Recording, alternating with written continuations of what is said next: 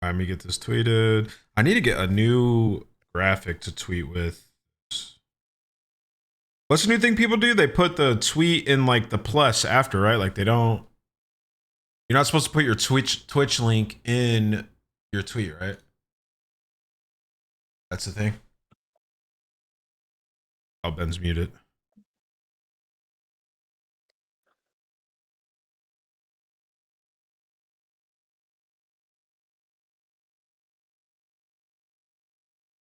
Never understood that link thing. I would respond to you if I knew, but I think it's like if you put the Twitch link on X, like it'll like not push that tweet, so you have to reply to the initial tweet with the Twitch link. Is what I think it is. Which is ridiculous.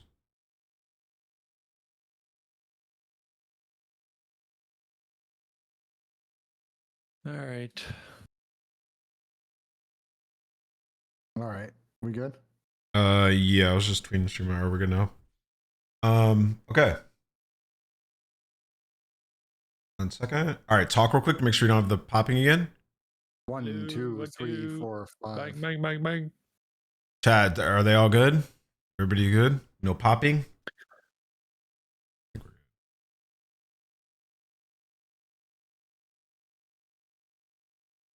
All right. The only popping I'll be doing is when my picks hit tomorrow. Watching the World Cup. All right. Well, welcome to the Codcast, ladies and gentlemen. We are back for another episode. The minor has been completed, and we are now currently in the stage 4 qualifier with a couple weeks to go. First things first, how have you guys been? How was your week? We'll start with you, Ray. Did you watch the minor, and what were your thoughts on it? Talk to me. I did. Watched every single match in the minor. I was honestly surprised by the Saturday, Sunday having as many 3-0s as we did. Yeah. I thought it was going to be like an absolute banger of a day, like especially Saturday. It was literally set up to have some close matches the entire day, and it was literally 3-0s until the one match that we thought was going to be 3-0 with FaZe and Vancouver ended up being like the closest match of the weekend. That was a scary one. And yeah, you were scared. You were scared for your beard. That would have been tough for you. Yes. Man, life's good, man. Just sitting here waiting for my work papers so I can get back involved. And in the meantime, just hanging with you guys, having some chit chats about COD. Season's almost over. We got 4 weeks left till the last major, and then we're insane. Regular season's over. It's kind of, I mean, me and can relate to this. Like life flies by when you got a kid, bro. It really Dude, does. it's been 3 weeks. Yeah, my son's 3 weeks old as of Monday, which is wild. Like I don't understand where the time goes, man. It just flies by. Gotta enjoy it as it comes. But Ben, what about you? How's the week been for you? How was your experience watching the minor? Yeah, minor was good. Got some thoughts. I think Optic and Thieves are kind of separating themselves from the pack of contending teams, and we'll kind of talk about that. So it was fun. You and I played golf on Monday. We basically were supposed to play yesterday, which, by the way, if we'd stuck with yesterday, the weather would have been great. It would have been. The weather would be terrible. Would have been perfect, but the weather thought it'd be terrible on Tuesday. So we last second, like literally an hour and a half before the tee time, pivoted to Monday. It worked out great though. Worked out great. It was hot as fuck, but we still had a good time. And yeah, I think I'm going to Texas next week. So if we do the show next week, we might not be able to do it on Wednesday. We might have to do it on Tuesday, but I think that's cool. Doing some content next week in Dallas. And as you see, I'm wearing my Spain jersey today. Got the Knicks game 4 tonight, but tomorrow starts one of my favorite times every 4 years, the World Cup for like a month. World Cup, 3-4 games on every day. This tournament's in the U.S. I'm excited. I don't know if some of y'all have seen, but the timeline is full of just Europeans coming to America, just experiencing like Chicago and the South. I don't know if you saw, Ant. There were a bunch of German tourists went to Portillo's, and they were like mind blown that of the cake shake and like all the stuff. It's so funny, bro. Oh yeah, they're gonna love it. I think it's awesome. I'm gonna try to get into the World Cup this time. I've never really watched it from like start to finish, but you know, you, Joe, Clint are like super into it, so I'm gonna try to follow along so I can join in on these discussions when we're on the golf course. But yeah, that'll be fun. And yeah, next week Tuesday hopefully should work for everybody. But let's get into it. Let's get into the meat and potatoes of this. I'm sure all the talk shows have talked a lot about the minor. But we got to talk about it a little bit. And we start with the bracket. Ray, you mentioned all the 3-0s. I don't know if that's just a product of like momentum in this game being pretty strong, or just honestly something you said a couple of weeks ago that I didn't know if that'd be the case. But the 664 having all the maps also, I think, might be contributing to it a little bit. Yeah, But that's fair. there are two teams that have straight hard separated themselves due to the amount of work they put in, and then also the regression of FaZe, which we will get into later on. But LA Thieves and Optic clear 1-2 to me, with the clear one being LA Thieves now. I think some people had it 1A, 1B. I don't think you can really do that for Texas anymore. I think that'd be unfair to LA Thieves winning both minors and the major, having beat Optic in all three of those as well, right? Like they beat them in the first minor to knock them out, beat them in the major, and then just beat them in the minor. So that's 3 wins in a row. Like to me, we had this discussion on the show. So I guess we're pivoting already. Let's start there. Ben, do you think Thieves are just clearly the number one team in the game now? Yeah, I mean, I think considering they've won now 3 in a row, right? The minor 1, major 3, and now minor 2. You got to put them in that one spot. Their only real comp at the moment for that spot is Optic, and they've beaten Optic now a couple in a row. So it is what it is. I still think Optic are a good team. We'll probably talk about it a little bit later in here, but like what their issue is in finals, we can discuss. I think at the number one at this point, like since the meta changes come in, I just really don't think there's many criticisms we can have of the boys on LA Thieves. Yeah, it's tough, but they're playing super good. Ray, what are your thoughts on what I just said there? Like the clear one. Yeah, I think it. I mean, I think it's definitely fair to say Thieves are the best team right now, no doubt. I don't know how clear cut it is. Like with the way it's set up right now towards the end of the season, and especially if you look at the season standings, I'm pretty sure because Thieves literally, yeah, I guess they're pretty far back from Optic. But the way it's set up right now, it's like because they're 1 and 2, it's you can probably assume with how things are going right now that these two teams will be seeing each other in finals again. Yeah, that's what I would expect at this major, given where teams are at. Well, this major is kind of weird. We talked about it in the pre-show, but like the 5 matches, qualifying stage might make the bracket a little weird depending on where they end up.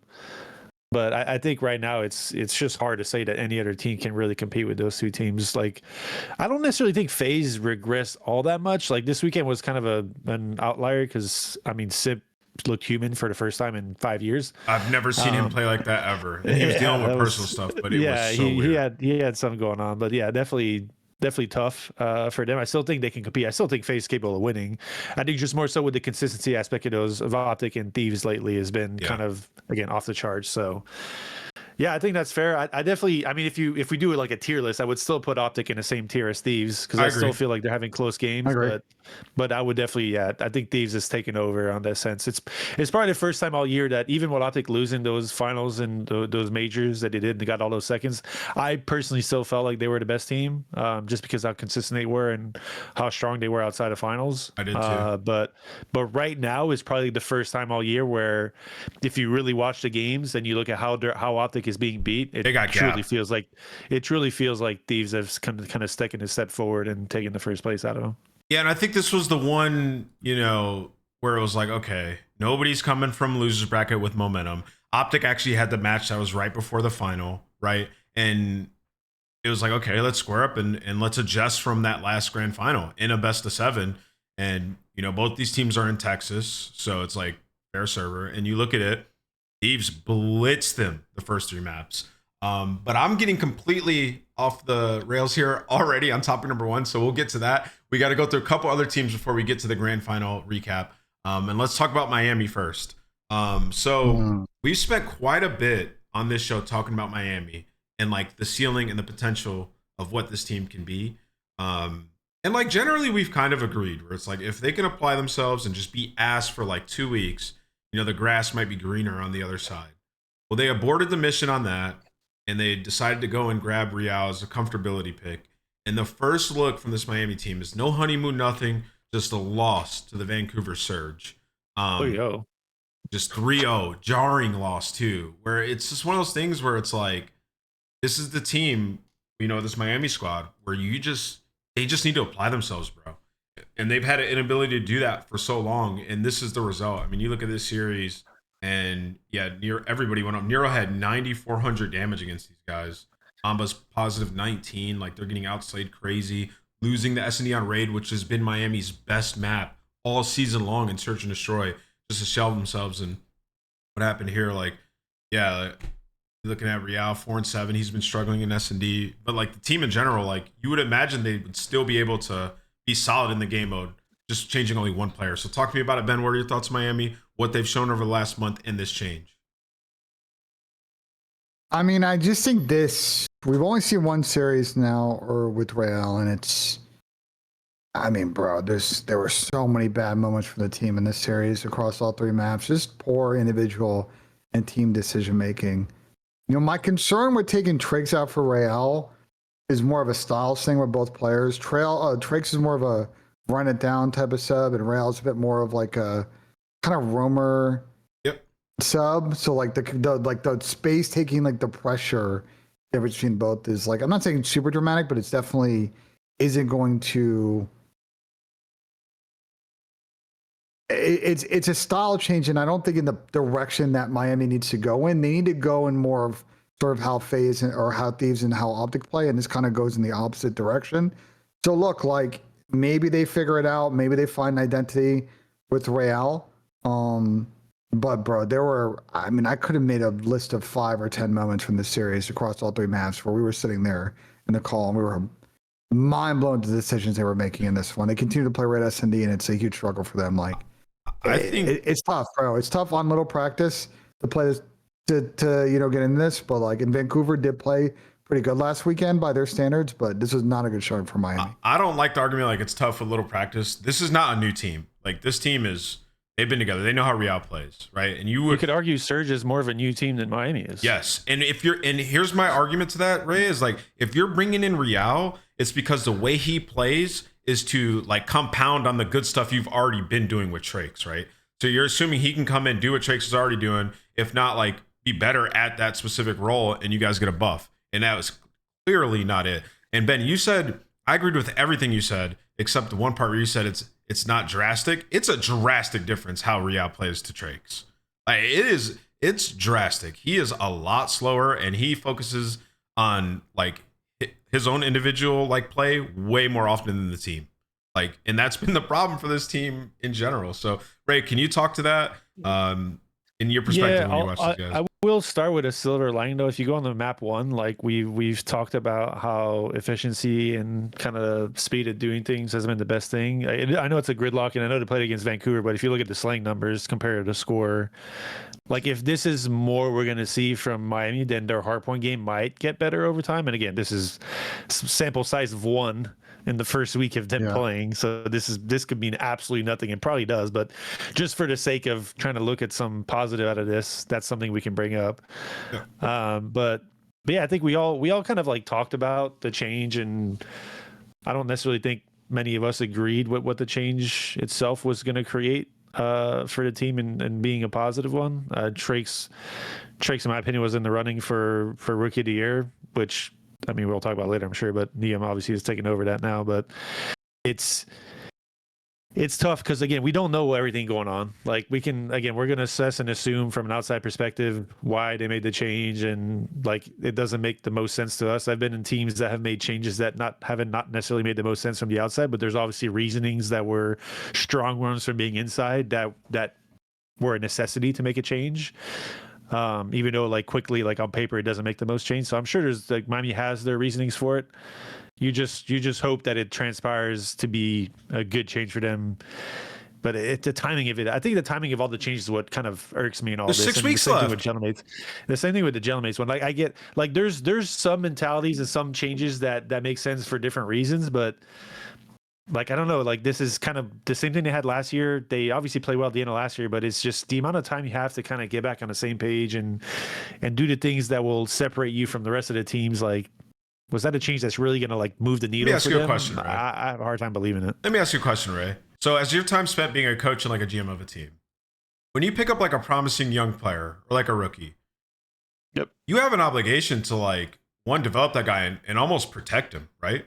And like, if you have a guy like Trakes, who's like a Rookie of the Year candidate, who's playing really well, like it's your job to like protect him and like develop him and deal with whatever issues that come his way. He's new, it's his first year in the league.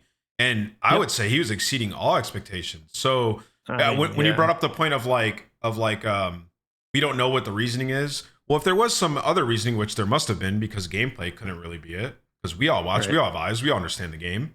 He wasn't doing anything that wrong. Then what issue was not salvageable or fixable with 6 weeks left in the season? I think is the question that I would love answered from Miami at some point. I mean, it's hard to tell from an outsider, but typically, just again, I'm not saying this is anything that happened with them, but just being in situations before where like interpersonal issues typically are pretty hard to solve, especially if you get to this point in the year where you've like, let's say, I don't know, again, I'm not saying, let's say I had 2 players in the past. I've been on teams where 2 players have struggled from the start, and then you go through like a couple of month period of trying to solve their issues, having conversations, like sitting them down, whatever you need to do to try and get past the barrier of what you kind of the wall you kind of ran into.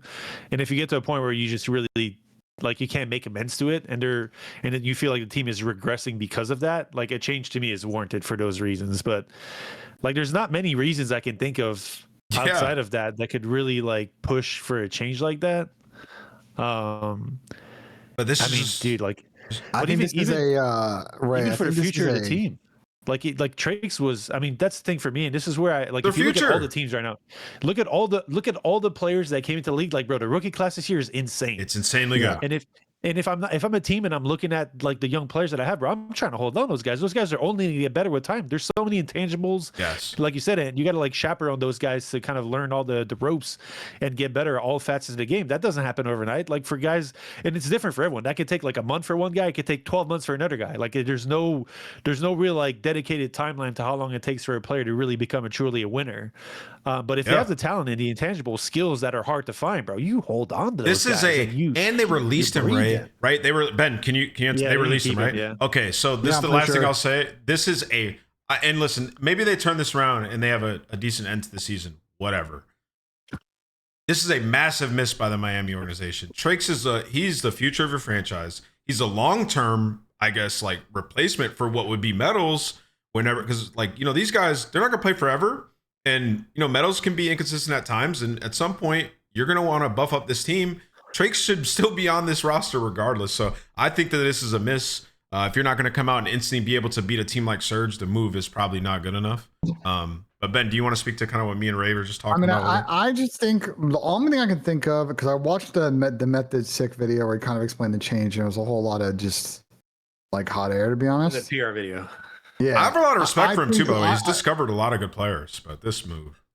I think like, the only thing I can think of is that once Real became available, when the Toronto situation went south, the Miami guys sat there, and you've probably been a part of these situations where where it's like we get the gang back together. We were so good last year. Yep, I've done it. Like we almost made the EWC final if we didn't choke. Like let's do it. Let's pick up Real and let's jump in. And maybe once that started to permeate that thought, then it was just a destined roster change, regardless of how good Trakes was playing. And I think the biggest thing that's just so odd to me is even then, if you want to do that, just retain Trakes' rights. At least, yes.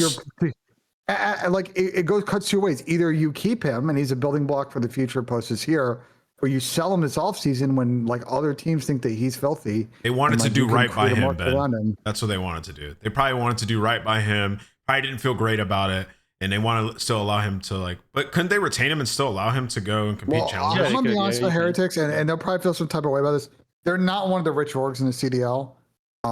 They, from an economic perspective, are just kind of near the low end of the middle to the bottom as far as what they're going to be able to financially invest relative to, say, your like Phases and Optics and Falcons and General Mates of the world. And I don't think they have infinite money. And I think even then still they should have tried to move some stuff around to try and figure out how to keep Trakes so that they can kind of get a return on that down the line. But it's a huge miss. And my worry for Heretics long term, Ant, is that if this team doesn't work out and Super or Rencor get poached like next offseason, who do they have? Because right now the bench of Spanish players is not that deep right now. Are they just going to go pick up the other Spanish speaking players from other regions? Like I don't really understand where this long-term project may go. That's kind of where I was going to end up with it too, is more like the player pool that they have to choose from is obviously not the same as everyone else's. In the same way, like we talked about the Falcons last year with their players coming from Saudi, and the language speaking barrier is obviously a difficulty there. Like you have like, I mean, you have a known quantity in Trakes and how good he is and how he potentially could be like a champion in the future, and you let him go. It's just, You know what it's I like, don't know. It's bro? tough to understand from an outside perspective. I'm sure they have their reasons, but yeah. You know what it's like, bro? Obviously, this is not apples to apples, but like the general idea. It's like a French org being in the scene, having the opportunity to have like a Hydra, but he's too young and letting him walk. And then it's like, well, going forward, that young phenom, imagine you could have that guy in I your don't know team. if we can compare that. I'm just saying it's not Yeah, apples I to get you. apples, but like imagine Right. if like, you know, if it was like, and for them, you know, you got a young player who's leading the rookie of the year race at one point who can develop into a superstar at some point. He has those traits. Like his screen, he looks ridiculous, right? And Yeah. he's gone now. And when you bring up all the points of like the language barrier and the pool that they can pick from, it just seems like an easy way, like an easy answer. Like we got to keep this guy regardless of what we do for the end of this season. So hey, I mean, who's to know that? Who's to say they don't bring him back in the same way they brought back Real at some point? Like, I'm sure Trace will have opportunities, but they may not be as good as the Heretics opportunity. Like, let's say, I don't know, again, I'm all hypothetical, right? But let's say, and the season comes up and the offseason starts and they want to bring him back, and his options are joining Vancouver or Miami. I'm pretty sure he's going to pick Miami again. Like, yeah. I If we don't see, I have a feeling that like a Toronto is going to be like, yeah, probably because we might be full rebuild, like a Toby Trick sub duo. You know what I'm saying? Like, I think he may get some really good mid-pack offers, and it might be very competitive with whatever Heretics puts together. I'm not like auto stuck as this Vancouver, you know? yeah. Yeah, no, I get you. I was just kind of more being hypothetical. Hypothetical, yeah, I feel that, yeah. All right, so let's switch gears though, and let's talk about the other new roster. Let's talk about the Gentlemates. Boy, they had a big splash change. You know, you come in, you get Estrio, who's been a beast, a lot of respect for him. Get Joe as well, who's been a monster, and you get this buffed up sub duo. They played Toronto Koi in their first match at the minor, extremely close, games 2 and 3. I had picked Toronto on this one. I thought the revenge would be sweet. The revenge cheese. Yeah, the revenge cheese. But yeah, the round 11 gets away from them. Dan Ghosty calls game in this overload. But you could still see some of the issues that the last Gentlemates team had still popping out in this one. And then, we get this Gentlemates Optic game where we're all thinking like this could be a series. Blitzed, World Start 3-0, one of the most dominant series of the entire season. And I'm not going to be super quick to judge a team, but my take kind of after this was like, when you make a change like this, it's to compete with the top teams. It should at least be somewhat closer, at least a map or two. There should be some bright spots. No bright spots in here, right? So I don't know what to think about this roster, man. Like, it's good players. I don't know what to think about this roster as it stands right now. We definitely haven't seen enough. I know that they've just started, but it should not be this bad off the rip when you make those two splash changes. Oh, yeah. It's just kind of the way I look at it. First off, I think using the word splash is very undermining of how big a move this actually was. Yes, not just splash, wave, tidal wave. You know when you go to the pool and that guy that holds his knee and jumps in off the diving board to like create a big bomb, like that's what that was. Like, bro, they held their knee and they jumped into the pool, bro. That thing went freaking miles in the air. That was sick. I mean, from a future standpoint, bro, I mean, Gentlemates are still in the race to they obviously won a major this year. They're still in the race for champs. I'm not saying their season's shocked by any means, but like the move for Joe is obviously a big one for the future of the team. First off, yeah, in the offseason, I think there's no like in any way or form to me. I think we talked about a little bit. Did we talk about this last week? I don't remember if we did or not, but the sense of the amount that they paid for him, and I don't know exactly what they paid him for his contract. Rumored to be $125K. Yeah, buyout. You'd have to assume that was probably a bargain in comparison to what they're gonna have to pay for him in the offseason if they're battling with let's say the Falcons. Oh, it would have ran up through the roof. His offers, yeah, they've been a real market for sure. So yeah, for in that sense, obviously Mates killed it there. Like that was such a good timing of it at all. Nobody will debate that. Yeah, sure.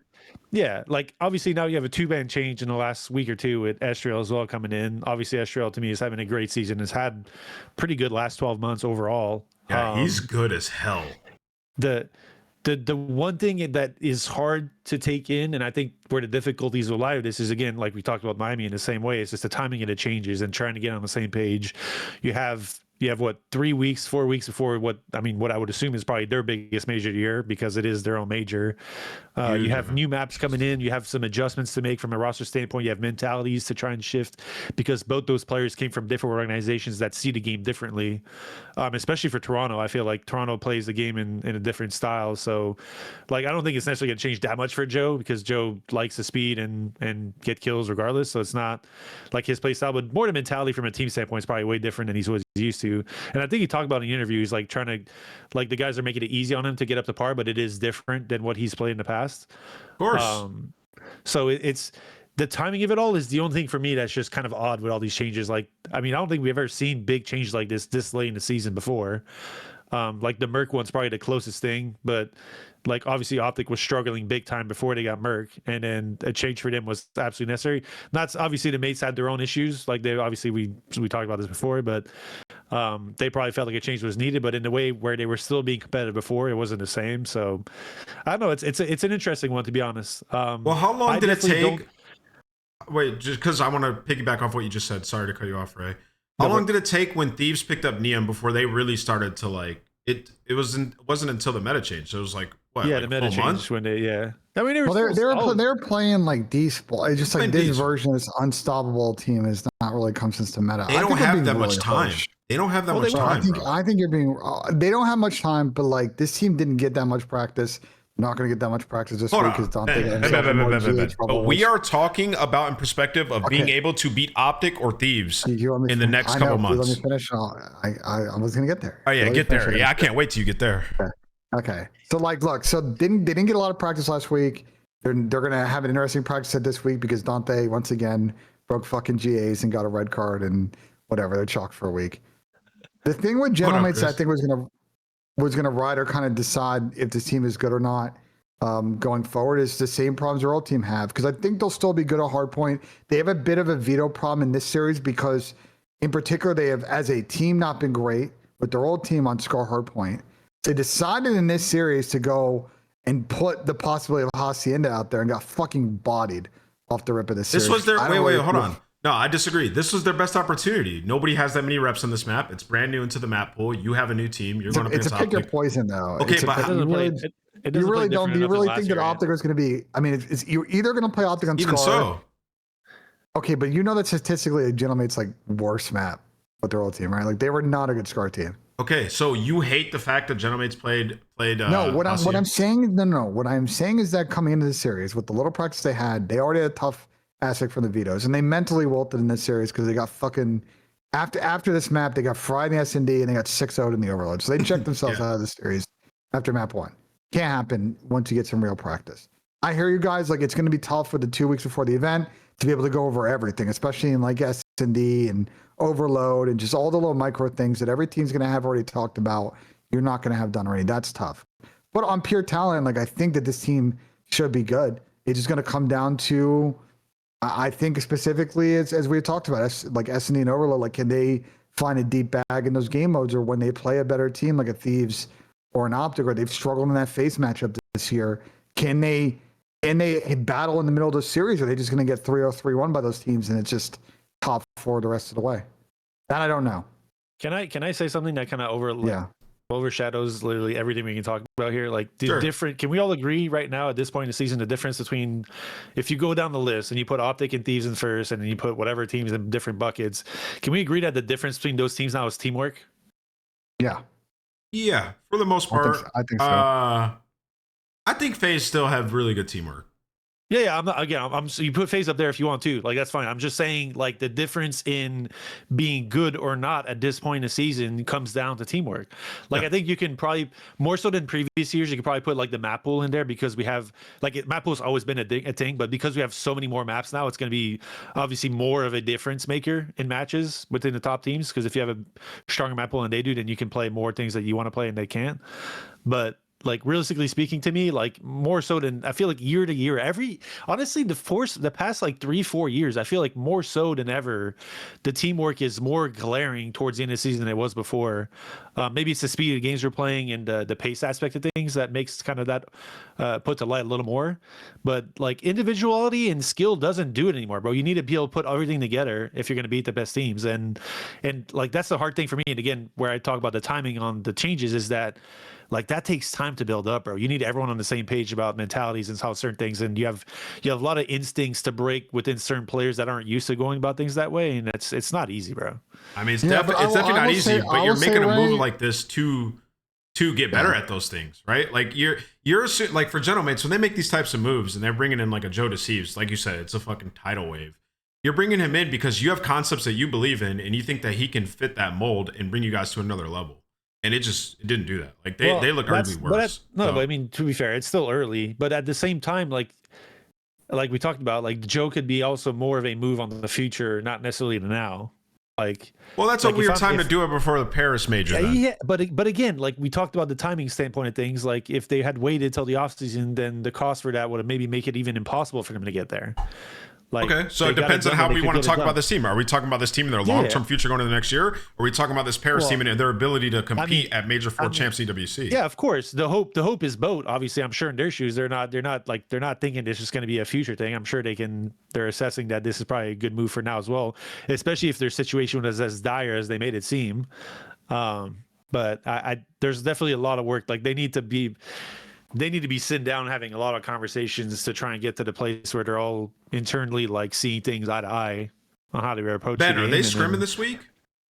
Oh, they're probably I assume they are, but they're probably scrimming. I think Optic also got banned, so I assume they're just scrimming Optic and a bunch of other people this week. I mean, the last time, you should be scrimming any pro team if you got GA'd or banned from scrims for the week. Regardless if their team got banned, like that's not how it works. Like, well, who knows? But the point is, like, I think, look, the window is kind of aligned for them to make this sort of unusual situation and unusual change. I agree with you, Ray. Like, it's going to be tough for them to optimize the next 14 days to like get as much practice as they can to really like fight for a like deep run at this event. And maybe they're hoping that like the combination of the honeymoon and like the raw talent with the crowd will like carry this team to a deep Sunday run. They can get top but, like, four. I think that a month, which you include the time after this event going to champs, should be enough, right? Like you'll have enough time to think about how you want to play that winners round one match and then so on and so forth. Like they'll have enough time to go over a decent amount in search. And to your point, like if this team clicks from a teamwork aspect, they have a lot of takeover skill, and like theoretically this team could, if they get it going, make a good run at champs. It just feels like it's hard at this point when there's these super teams like the Thieves, like the Optic, to like catch up with that much time. I'm not saying it can't be done, but it's going to be very difficult. So they have the personnel to compete. It's more a matter of like they need the structure and the conversations to put it together.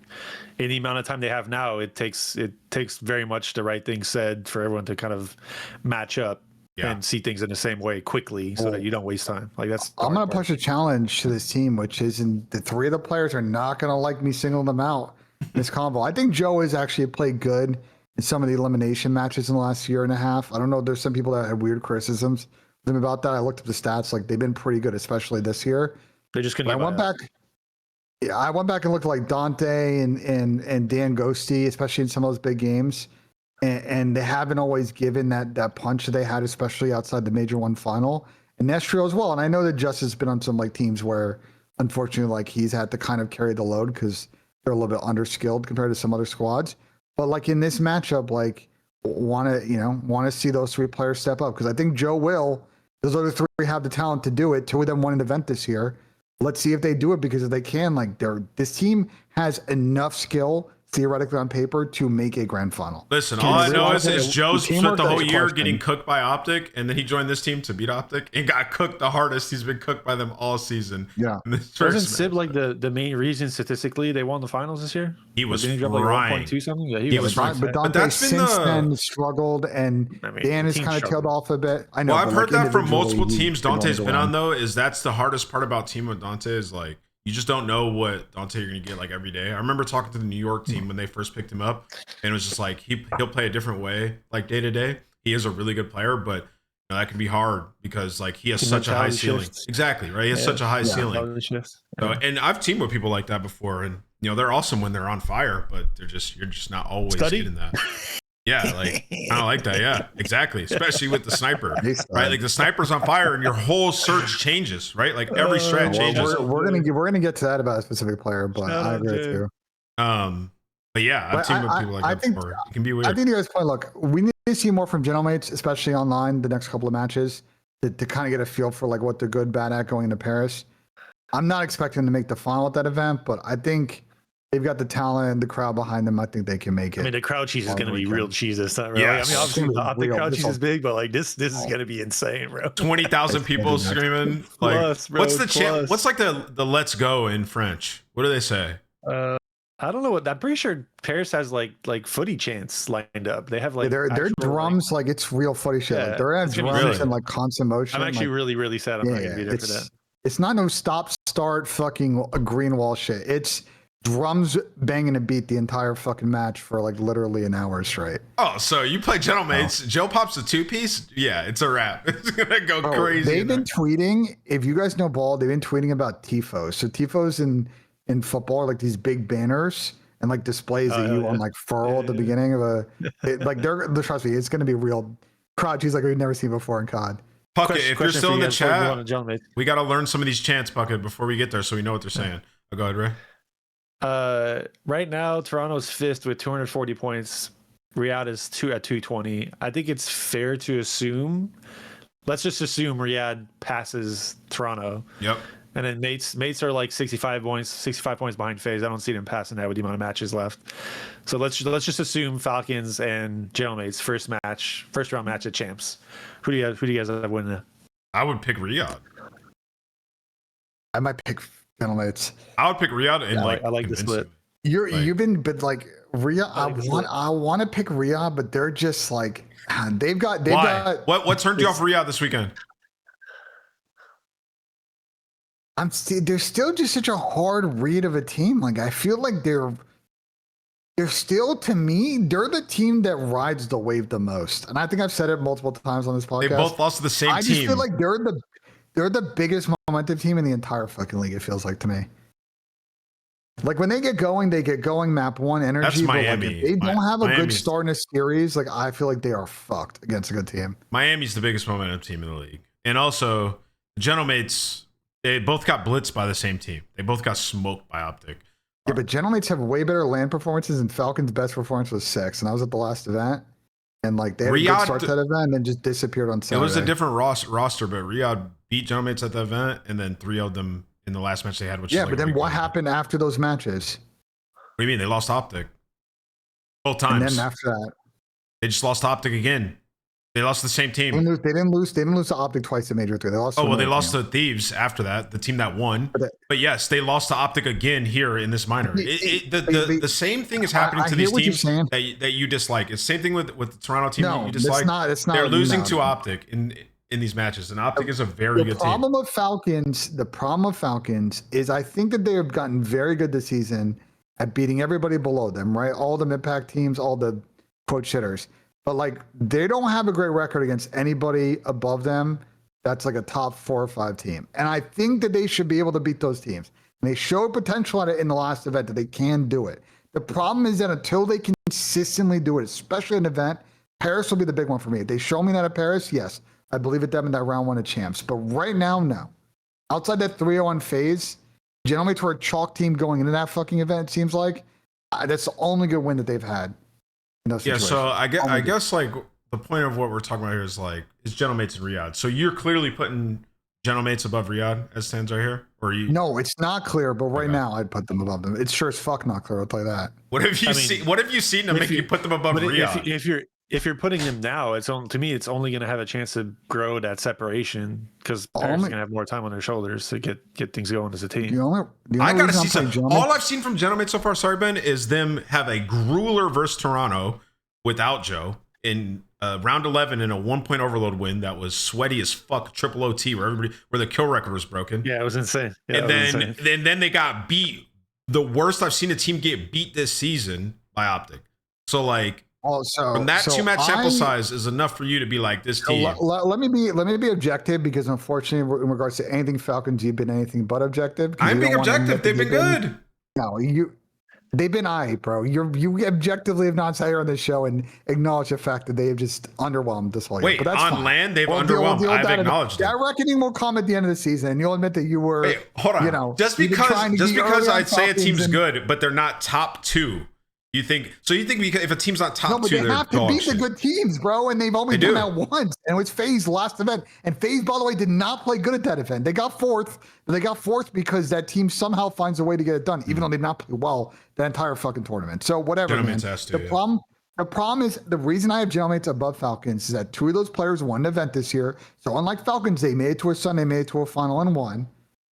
I think Joe has also gotten now top 3 at back-to-back fucking LAN tournaments. So we know Joe's got that in him, and he's played good in all the elimination and big matches for the most part in those. And Justice, look, like, question mark there, but we've seen him in past years be a part of some top 4 runs. So, like, that's why I got Gentlemates in front of Falcons right now.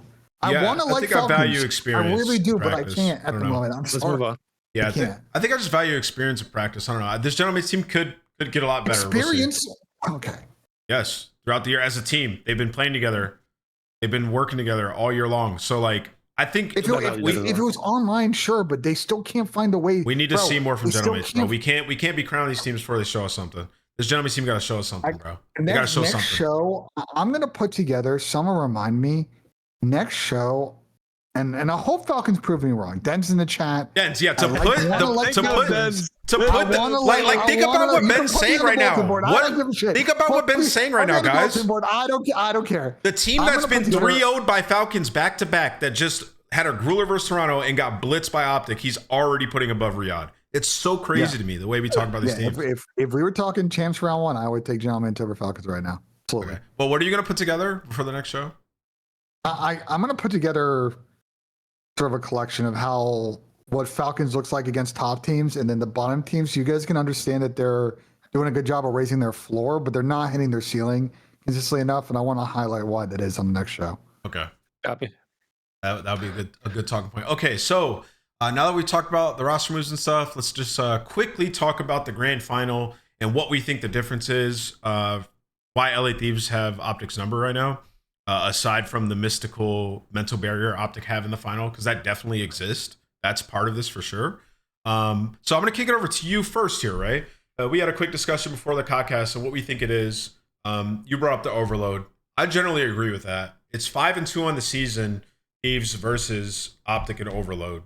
And particularly the last 2 they played Den, where it like really wasn't that close. So talk to me a little bit about like the conceptual difference that Thieves has versus what Optic tries to do in Overload, and why Thieves are being more successful. Well, so I don't know if it's necessarily just their mindset against all the teams that the Thieves play here. Like I haven't really seen it be. I mean, I'm sure they play similar ways because they play pretty ethical ball on how they go about things. But it's almost like looking at it where Optic try to circumvent fights to try and pinch the map a lot, and then Thieves just play straight up into it with speed, which doesn't allow the flanks to work. We saw a lot of that at the major. I think more so, like there's a few caps at the major that look literally free because of how they were going about things and how Optic was going about things. This one was not like as blatantly obvious, but it's just the amount of opportunities you can create by making players useless in a play. Thieves is just taking advantage of that fully in how they go about it, especially on Den. I feel like it's been the one that's, to me, has been like shown nonstop. Like we see here, the Optic cap, but just in general, like if you look at all the other caps that Thieves get, again, I think there's only 1 or 2 this match. I don't think this is necessarily the best example to kind of talk about what we're talking about here, but the way they go about playing through the line of Optic holding one side of the map while they try and play to the other side of the map is just so quick and efficient in how they go about it. They deal with the volley the best. Yeah, it's weird to me because it's like Optic, with the way they've been playing, it's been working about a lot of teams. And honestly, at the start of the year, we were like talking about how they were the best Overload team because of that, because they were constantly taking space through lanes, playing their spawns. And I think what's changed is, one, the meta's changed and teams are more comfortable playing aggressive with the NPC, and the pace at which that happens. And if teams can play, so for example, let's say I have a 3-1 where like more often now it's Ant, let's say Shotzi's taking a route around the map, then I have 3 guys who are trying to hold the other side of the map. If the other team has 3 or 4 NPCs running through that side of the map, and when they're gunfights, then the player who's pinching is basically rendered useless. He's got to get involved way faster. Correct. But that's the thing for me is like, and that's probably the best way to describe it. He has to get involved faster, but if a team plays aggressively through that line, he doesn't have the chance to. Like you can't pinch quick enough if a team realizes you're pinching. And I feel like because of Optic's consistency on how they go about playing it, like Thieves have kind of put their, I don't know if it's, I mean, to me, it looks like a counter from the outside of it. It looks like they did their VOD research and they understand how Optic tries to go about things. And they're literally playing to counter how Optic plays. They're almost assuming every time that there's a like fairly neutral situation on the map that someone on Optic is going to pinch. And they're trying to take their numbers forward on that to take advantage of the fact that they don't have numbers and break through the front part of it. And then literally the pinch is rendered useless. What I think the funny thing, Ray, is that I think really enough that then Search in the series is a better example of that than the Overload in this one. That's essentially what these, because to Ray's point, what Thieves did a lot in that S&D was basically just wait for Optic to make a mistake. Oh, they would take decent map control and then just hold. Then Optic would tweak. They'd send someone trying to find information on a solo play. They would die, and then Thieves would just move off of the numbers game at that point. What I think's Search happening is different though, because you can buy a lot more time in Search. Like you can give up space in Search. Like it's not like if I decide to pinch in Search, macro concept though. No, I think it's completely different, man. You can't. I feel like the two are comparable. No, it is in a sense of I think no. But let me explain. The sense of that I think that the Thieves mindset in this matchup is look like we are a quick team. If we play smart and wait for Optic to overextend and make a mistake first, then we can capitalize on the mistake too quick for them to react and bail themselves out with some miraculous 2 or 3 piece. And I think that applies across not just Overload, but it seemed like S&D as well in this series. Yeah, but like the thing is like the 3-1 split isn't necessarily a mistake, Ben, because in Overload, like when you play like that was the way to play Overload for a majority of this title. But I think to Ray's point with the meta change, I think what's happening is you guys think back to when Optic was dominant Overload first 3 months of the game. The sustain from Mercules and Dashy with the ARs in their hand was literally second to none. Like the sustain it was buying them so much time to make those types of plays, and it's just not as good anymore. So that sustain is gone. Well, you just can't. You just can't. You literally can't with them flying at you. So since the sustain is gone now, like I vividly remember multiple plays, multiple matches in a row of like Dashy just staying alive forever, buying time, shots you get pushed up, making huge plays. And with that being gone, either that needs to be sped up, or instead of sustain, like you have to actively take those fights. And the only way to do that is to have like at least equal numbers on that. And given if you're sustaining, your teammates are probably spawning behind you closer with the ability to get back into the fight. Like Optic will just shoot the gap through mid and try to make a play, which was working before because the arrows were staying alive, but they're not staying alive as much now. So you have to go help your teammates. We called this out on like the last couple episodes. That's why I was sitting here saying after the last major, like there's times where Optic just got to play more straight up and like just trust that they have the skill to win the straight up situation. But go ahead. So kind of what Ben is saying, like the straight up aspect, but it's to me, it's just understand that there's still opportunities to do what they're doing. You just can't do it as much as they are because there's a lot of instances where the play around the map is forced because you don't have the timing for it. Yeah. Like if let's say Thieves are coming off spawn and it was a mixy situation where it was like, I don't know, like three kills on each side and you have a 1v1 going, like that's an okay time to pinch because by the time you give off of the play, like the play on the opposite side of the map will literally just have started.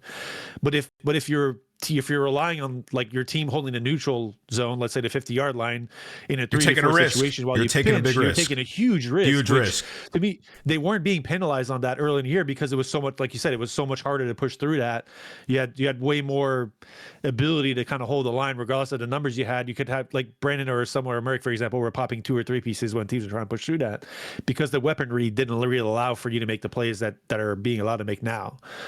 So I think it's just for them, it's more so just trying to find that line to where the understanding of when you can and can't do it and when it makes sense to do it or not. Because like they're just ball control is basically everything now. Like if you don't have ball, you can't create anything. I feel like the meta of Overload has evolved to that, where possession is a huge reason why a team can control the map. Like teams are learning how to, like, especially on a map like Den, where you can kind of move the ball around and be annoying. Even if you're at the 50-yard line and you lose the fight, let's say we go 3 down and the last guy is ball guy and he just wraps back from one side of the map to the other map. All your teammates have spawned on you. Now it's a 4-on-4 again. Granted, you're not as far on the map as you were before, but you still have control of the play because you're the one controlling the objective. So with that being said, I think it's even more reason for them to try to like take a step back and try and see where and how they can play a little more straight up at times to just make sure they have numbers in the situations that they can have numbers and potentially make a play off that. Like it's and make plays after you get the numbers. Thing, again, I want to make sure that we understand. Like I'm not saying the pinch mentality of what they're doing can't work. I just think there's probably a place where they're maybe doing a little too much to where it's costing them. I still think it's the right way to play, just like on pushes where it makes sense, right? Like if you get a kill and the timing's there, the problem is it just becomes difficult when you like try to get a player to taper that back, because you have to have no hesitation in overload, right? So it has to be instant when you make those types of plays. So optics so good though. Shotzi can figure that out. You just got to Ray's point, understand the other team knows how you play. And to Ray's point, they just know you're going to take those routes and they're going to exploit it. And we got to have a better feel in those moments that, you know what, we just got to flood, play together, force the trades, and then we can take the ball because we've now wiped them and we can push up and make our plays instead of trying some play they do that was successful in the season where we pinch, we get the kills, and now we've created this massive gap in space with the big open blocker for us to make plays on the counter. That's just not as effective right now on Den and Scar in particular as well. Though I will say, I think they kind of lost the Scar in this series on a couple of just insane Paco like blackout fucking in the base plays. Had a series, Ben. Paco had a series, dog. Yo, shout out Paco, man. Usually it's like Major 3 time where he gets activated. He's fully activated, bro. He had some takeover moments. I mean, out the gates on the map 1, he was everything, and he just kept it going. If we were giving out MVPs, I would have probably said Paco should have got it here for the finals. They're going to be hard to beat. They're playing really well. And I'll say this, and people call me a Tyler Abizi hater. Go to his stats page right now. Go to the completed matches tab and go scroll through that, and you're going to see how much he has been cooking now for like over a month and a half. Abizi's been good, bro. He's loving the game. But it's not even just like just consistent ones. Like legit, just. You could make the argument. Just go to their team page, or do that, and just go scroll down, go to matches. You can make the argument that since his meta came out, that he has been the most consistent SMG player. Yeah, you could legit to say that. He's playing really good, dude. I mean, their team found flow. I mean, everyone, like the team's obviously understanding and playing well as one, and everyone on the team is shining. Like even like, bro, we're giving Hydra's flowers. Obviously, Ibiza deserves flowers since the meta change, and Scrap always gets gas regardless. But Neum has been incredible for this team, in my opinion. Yo, bro, and his communication, bro, his comms are like so underrated. Not even underrated, but just not talked about. Like there's just. This guy's literally like Neum, and in a way he was like the perfect fit for them after what happened. He's so good. Like, I have to find this one play. It was on here. I think it was right here. Actually, I know they lose this map, but like the amount of stuff Neum does for this team. Like there was one play. It was a rotation. I think going into here, where he plays like this back tree. Obviously, just kind of camping, playing his life. It's a good play, but it's just how he does it. Just waits for everybody goes by, gets a couple kills. Goes to the hill. I think he gets another one. Drops the trophy immediately after that, and then like recognizes the player up top. I'm just like, yo, this guy Neum is just a playmaker, dog. Like stayed alive, bought his team some time, stuns out front to help his teammate, nades up top, drops the trophy. Like this is a jack of all trades. Like this is a guy coming in. This is what you want on your team. Even though he ends up dying, like he gives his team so many opportunities, and he's just like in every big match he's played super well. Like I don't remember a single like big match late in the tournament or late in either of the minors where like Neum's dropped the ball for them. Like he's just been a rock. So I think he's got that locked up for Rookie of the Year. Yeah, right now you have to. I mean, especially with them winning as much as they have recently, like it's kind of hard not to look at that in a sense of, and the fact that he's being a part of that is definitely the head leader now. All right, let's look at some of his stuff, like the big matches. Look at his big matches here late in the tournament: 1.15, 1.3, 1.11. Like 1.4 in S&Ds, consistently giving them numbers. Dude, he's been unreal. Like this one in S&D in the grand final. Like, what did he put up here? He had 10 and 2 in the map 2. Just ridiculous. Yeah. The kid's a monster, bro. I really hope his value is being... I don't know. I'm looking for the words here, but he's being warped. Like his what's the... He's being valued enough in that camp. Correct. Yeah. Yes, I agree. More so, like you've seen teams do this before, where like like a team change will happen. One of these players, like, I mean, they're obviously having a lot of success, and it looks like they're gonna have continued success for the rest of the year. But like, if you look at like purely names, and I know a lot of players do this, they might, like, in the offseason, let's say there's roster changes, he might not be seen as like the high, but whoever's going to get him is going to have an absolute steal in terms of getting a player that you need players like this to be able to win. Oh yeah, I assume he's on a multi-year, and so is Abizi. So like, even if they don't keep this team together, that's a very attractive destination. Like Abizi and him, and you get 2 other players, they're chilling. And you know what? And you know what, Ray? Like, maybe not to Optic because they have the elite personnel, but like to a lot of teams that are like have the super teams, he is a gap, bro, because of what he's able to do, because he's making sure the trophies are always down, because he's making sure he's on every rotation, has clear comms. Like, he low-key provides like a teamwork gap. Yes. And those players are typically undervalued when the roster mania happens. Like when like the Scrap and Hydra get picked up by the Falcons, they're like, we're going to pair you with like Celium or whatever.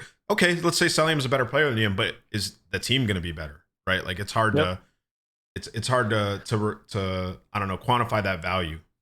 They shouldn't be undervalued, and that's kind of, I think, where some, and I don't want to go too far into this, but I think that's where some teams fall in the loophole of purely looking at like individual skill and statistics in the offseason to build teams when that doesn't work. I don't want to bring up too many cases, but I think you guys are smart enough to figure which ones.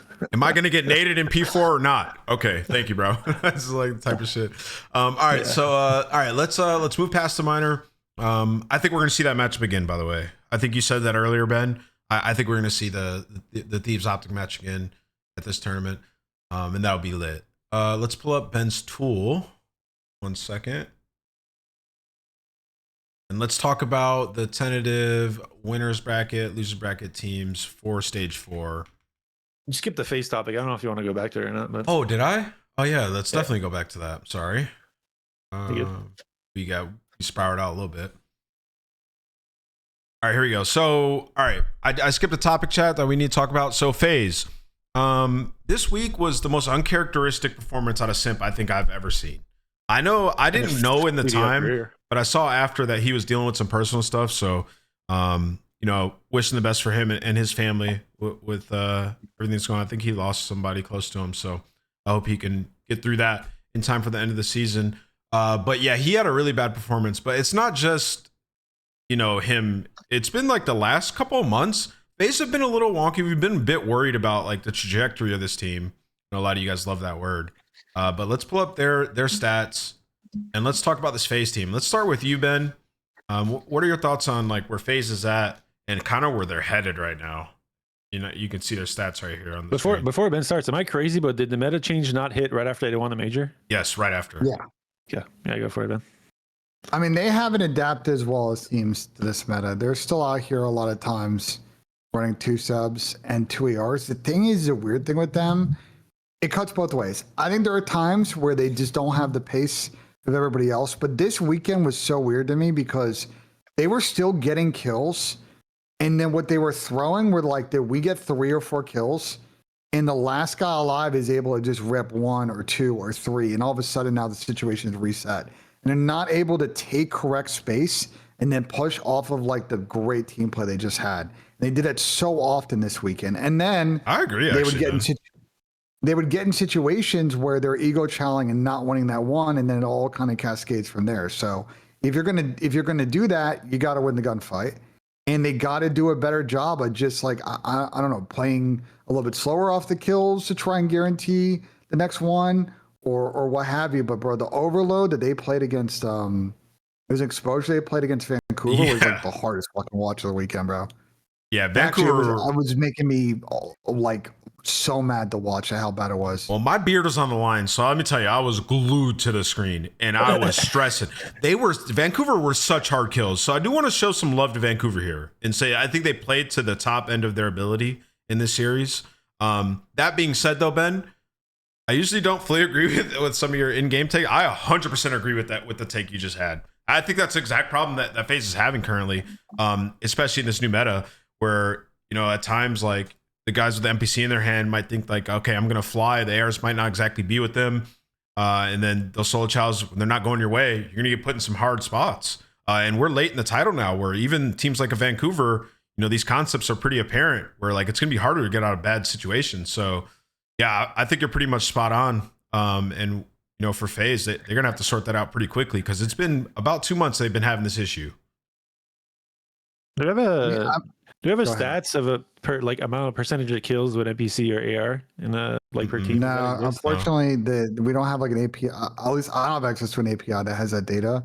Gotcha. If someone does, let me know. But this is more like, this is not really like obviously that'd be great to have the stat for that, because that would be telling of if this take is true or not. This is more of a outside, potentially completely wrong take, but from an outside perspective, it's just like these guys don't rely on the NPC as much as other teams do right now. There's a lot of like hills and situations where a team will pull out 3 or even maybe 4 NPCs, and there's a lot of situations where Draws and Abuza are still running the AR in those instances. And like I'm not saying that's like obviously it's a small part in things, but it definitely makes a difference. And like you guys talked about pace and the teamwork aspect of things, like I feel like the NPCs almost like provided some like fake teamwork in a way, because of how you have to play with the gun to move forward. If you have multiple of those guns, then regardless if you're communicating well or not on how you approach situations, you're going to be close to each other, because that's what the gun requires you to do to get within the range that you need to fight people in the good way. So I don't know, it's just a kind of an outside perspective, something maybe that could be something they could look at to try and help them solve some of their issues. One more thing I will say, and this is something that every team goes through, and this is something hard, and the timing in which you win, at which day one is the hardest, because they created a system. Like they created a system and mentalities on how to win in Major 2, and obviously they succeeded. And then some of those mentalities and some of those thought processes, I don't want to say drastically changed, but did change enough to make a difference with the meta change and weaponry, that you have to approach certain situations differently. Kind of like the same way we talked about Overload, and how that's probably shifts some of the mentalities of teams that have to succeed, and it helps some teams get to where they want to be and hurt some other teams. I think the meta change might have hurt FaZe, and it's hard to adapt after you want, bro. Like when you find success, like it's so easy to find like to be in a sense in the mental space of like, well, this worked, how we would not try to keep doing this again. That's a good point too. And because of the change being pretty drastic, like I would argue mid-season change, it is fair to say this is probably the most drastic weapon change that we've had in the last few years in mid-season. Like in terms of like how it affects and how you change, like how it changed how you play the game. Because most of the previous year, it's just been attachment changing on the guns, right? Yeah, that's probably the biggest weapon. Like at least since Cold War. Cold War had the M4 change. But it's not just, it's like overall, it's like maps with weapon. Like it's the biggest mid-season shift we've had ever. Yeah, I would say. Right. So more so to that, it's like something you haven't really seen. So if you're like, to me, it's like the balance of teams that are having struggles typically will gain a lot more from those changes, and teams that had success, basically it's hard to adapt and to make the right decisions to change that, because you've found success on what you're doing before. So yeah, it's just I'm not trying to find excuses for FaZe, but it's like just more so I feel like they're still there. I think there's just a few mentality changes that need to happen for them to find their way back into kind of that. Ben, let me go real quick, because I want to show this clip, because I want to back up your point as well, and then you can continue. But like this right here, I think is I saw this match. I'm like, what the hell's going on here? Like 04 actually makes a great play. I saw somebody in chat say like this is bad out of 04. No, this is kind of what you want to do here. Actually, like he pushes up, gets his kill. Yeah, and even if he dies, it's fine. But like the fact that there's 30 seconds left and we're double running out here is kind of crazy to me. Like this is the type of situation where it's like FaZe is just botching. Like we have everything here, we're good, and we just give up like a free 30, right? So like these moments, it's just stuff wasn't happening in Major 2. And they're butchering now. And like, yeah, they try to play aggressive here on rotation, which is, the right play, but it just gets discombobulated because with that 30 seconds left, you're giving up free time. And now you feel like, okay, we have to play aggressive here. And the rotation ends up being kind of weird. So yeah, I think they lost this fucking map because this is a big 30 seconds. And now look, look where they're at. Another concern I have with this team, there was a listen this weekend. It was fucking god awful. They're like literally all talking and not listening. Like it's just a bunch of people saying shit, not enough people like reacting to what's being said. There's a very odd listening that they have to clean up. What happens in the VOD right here? The VOD skips sometimes. What the fuck? I wanted to show how Thieves end up in control on the next hill. Well, anyways, the general thing I want to talk about here though is like, So when they lose that last 30 here, and then you have to push up, you are already set up in that position with hill control on rotation. So that's like you cannot push through and botch that, because then this is. Can you go back to the play where twin pinched? Yes. Yep. I think there's a few things there to talk about too that make that, like, to me there's some disconnect there on what they were trying to accomplish. Yeah. Like, so pause it. Yep. So you're gonna have Abuza watching pinch because he thinks that 04 is blocking right away, which he wasn't in a situation to block. I think the only player that could technically spawn out now is 7, who just died. Yeah. So I think there might be some miscommunication or mentality about, like, we're trying to push out and flip the spawns, but I feel like Jordan should be involved in a play to guarantee to play first of all, and not watching the pinch right away, because then you take your numbers forward and then you turn around and you just watch front of hill, 20 seconds left. Well, because the end goal here is to get these spawns, right? If he's making this play, more than likely. So, like, if that's the end goal. If 04 is making that pitch, yes. If 04 is making that, exactly. That's basically what I'm trying to get at. So that he could turn around late. Has an end goal, but then Jordan on the other side, Abuza, seems to be playing with the mentality of, like, we don't really want to flip here. Like, we want to hold from front. So there's two different he's right. Which is why this play looks. This is why this play looks as bad as it does. You think because wait, back up. Yeah. I want to see, like, how this plays off the spawn, because let's see. So you have back it up even further. We gotta see when they all 4 spawn. So Abuza would be right in the scenario to me, and like the idea, what Ray's saying is they're on 2 separate pages, which is that's the problem. Specifically, yeah, right? for this play, that's the problem. Like, I hate when people look at, like, objectively, like, a player's decision. Hold on, no, Abuza. Okay, no, Abuza is not right, because 04 is. What is the likelihood? I mean, you'd have to back up farther. What is the likelihood that someone has gotten out lobby and just ran through P1? Right, no, Ben, I hear you, but hold on. But before we get in this argument, I think we can preemptively stop it. So, Ben, the problem here, though, if we're talking from a team atmosphere, is that there's 2 separate goals on the map. Who's right or who's wrong isn't exactly as important. In my personal opinion, I would probably lean more towards the play Abuza's making. I would prefer to play this situation that way. After we get hill control, maybe you can get this kill and run away if you want, but, like, I would prefer to play it that way because there's 30 seconds left expiring on the hill. But the problem is that they have 2. Look at the score again. Exactly. The problem is that they have 2 separate goals, Ben. So, like, the ideal situation here is the first thing Ray said. If he gets this kill, whatever, Abuza helps, and then we play it from the front and secure next rotation while already being pushed up on the map and spawning them extremely deep. That's how I would personally want to play it. But the problem, like we're saying, is it's 2 separate goals in the map. But we can rewind it. So what I'm saying, though, you explain what you think's going on here. Abuza spawns. Does Abuza spawn? He spawns, like, in maps, or is he bottom middle? He spawns bottom middle, right? Runs through P1. But, like, what is the route? Here's my thing: is, like, to your point, he should be in the play, because what route are we watching here? Is he assuming that someone got out water and they're pinching? Is he assuming that someone wrapped lobby and went through open? Abuza sees a 70-point lead and wants to hold front and secure rotation while getting scrapped. Look! If you look at it closer, Simps watching the pinch before Abuza gets there, so there's probably a comment about potentially someone spawning out because of where. But I just think we got to hear. The fact that 04 killed someone's side door that went to the lobby and saw nobody. Like, shouldn't we just gamble? Like, at that point, like, if we're gonna play this one mindset, like, fuck the pinch. If someone pinches and they're spawning us in the back, and we can guarantee this 30 anyway. No, we should just pick one. Do we want to maintain this lead? I am agreeing with you. That's what I'm saying. Like, we should say fuck the pinch. Like, if someone pinches and we just spawn in the back, so be it. We get to 30 and we're at the lead. We put 30 on the rest of these fucking hills. We win by 100. I think you could still chow this and play the same way. Like, if 04 chows this and dies, and Abuza can still be in this play for sure. Like, there's no doubt about it. I just have an issue with, like, them being on different pages, and then these guys also sprinting out the back. I think is crazy. If we're looking at the play from a fundamental standpoint, not like, you don't want to flow the map here. Yes, ideally you let them spawn back B2. You force them to go through all the 20 seconds left. Even if you lose that fight, you're up 80 points going into New Hill. You have the rotation, which is why I prefer Abuza's play, even though he's not in the play. I prefer his. How do I word this? His mindset, I guess. Yeah, but if we're gonna do that, then, like, we got to commit to just, like, if 04 pinches this, and let's just play our corns in fucking hill. He's not doing himself justice flipping around again, though. Trades. It's just, like, to your point, like, I know, but it's like, to that point, then, like, why are we pushing the back? There's just a lot of different things that went. A lot of bullshit going on in this clip, bro. It's just he's probably. But, like, if you're a Booza here, Ben, you're mad. Like, if you're a Booza here, you're mad at your team, right? Like legit. Like, even though he didn't make the ideal play, you're still probably kind of pissed. Like, what the fuck are we doing, bro? Like, I have pinch, we have front. Like, why are we challenging out the back? So You could look at it from any angle. It's hard. Like, they get 30 seconds. Here's 180 to fucking 70. This theoretically should be over at that point. Yeah.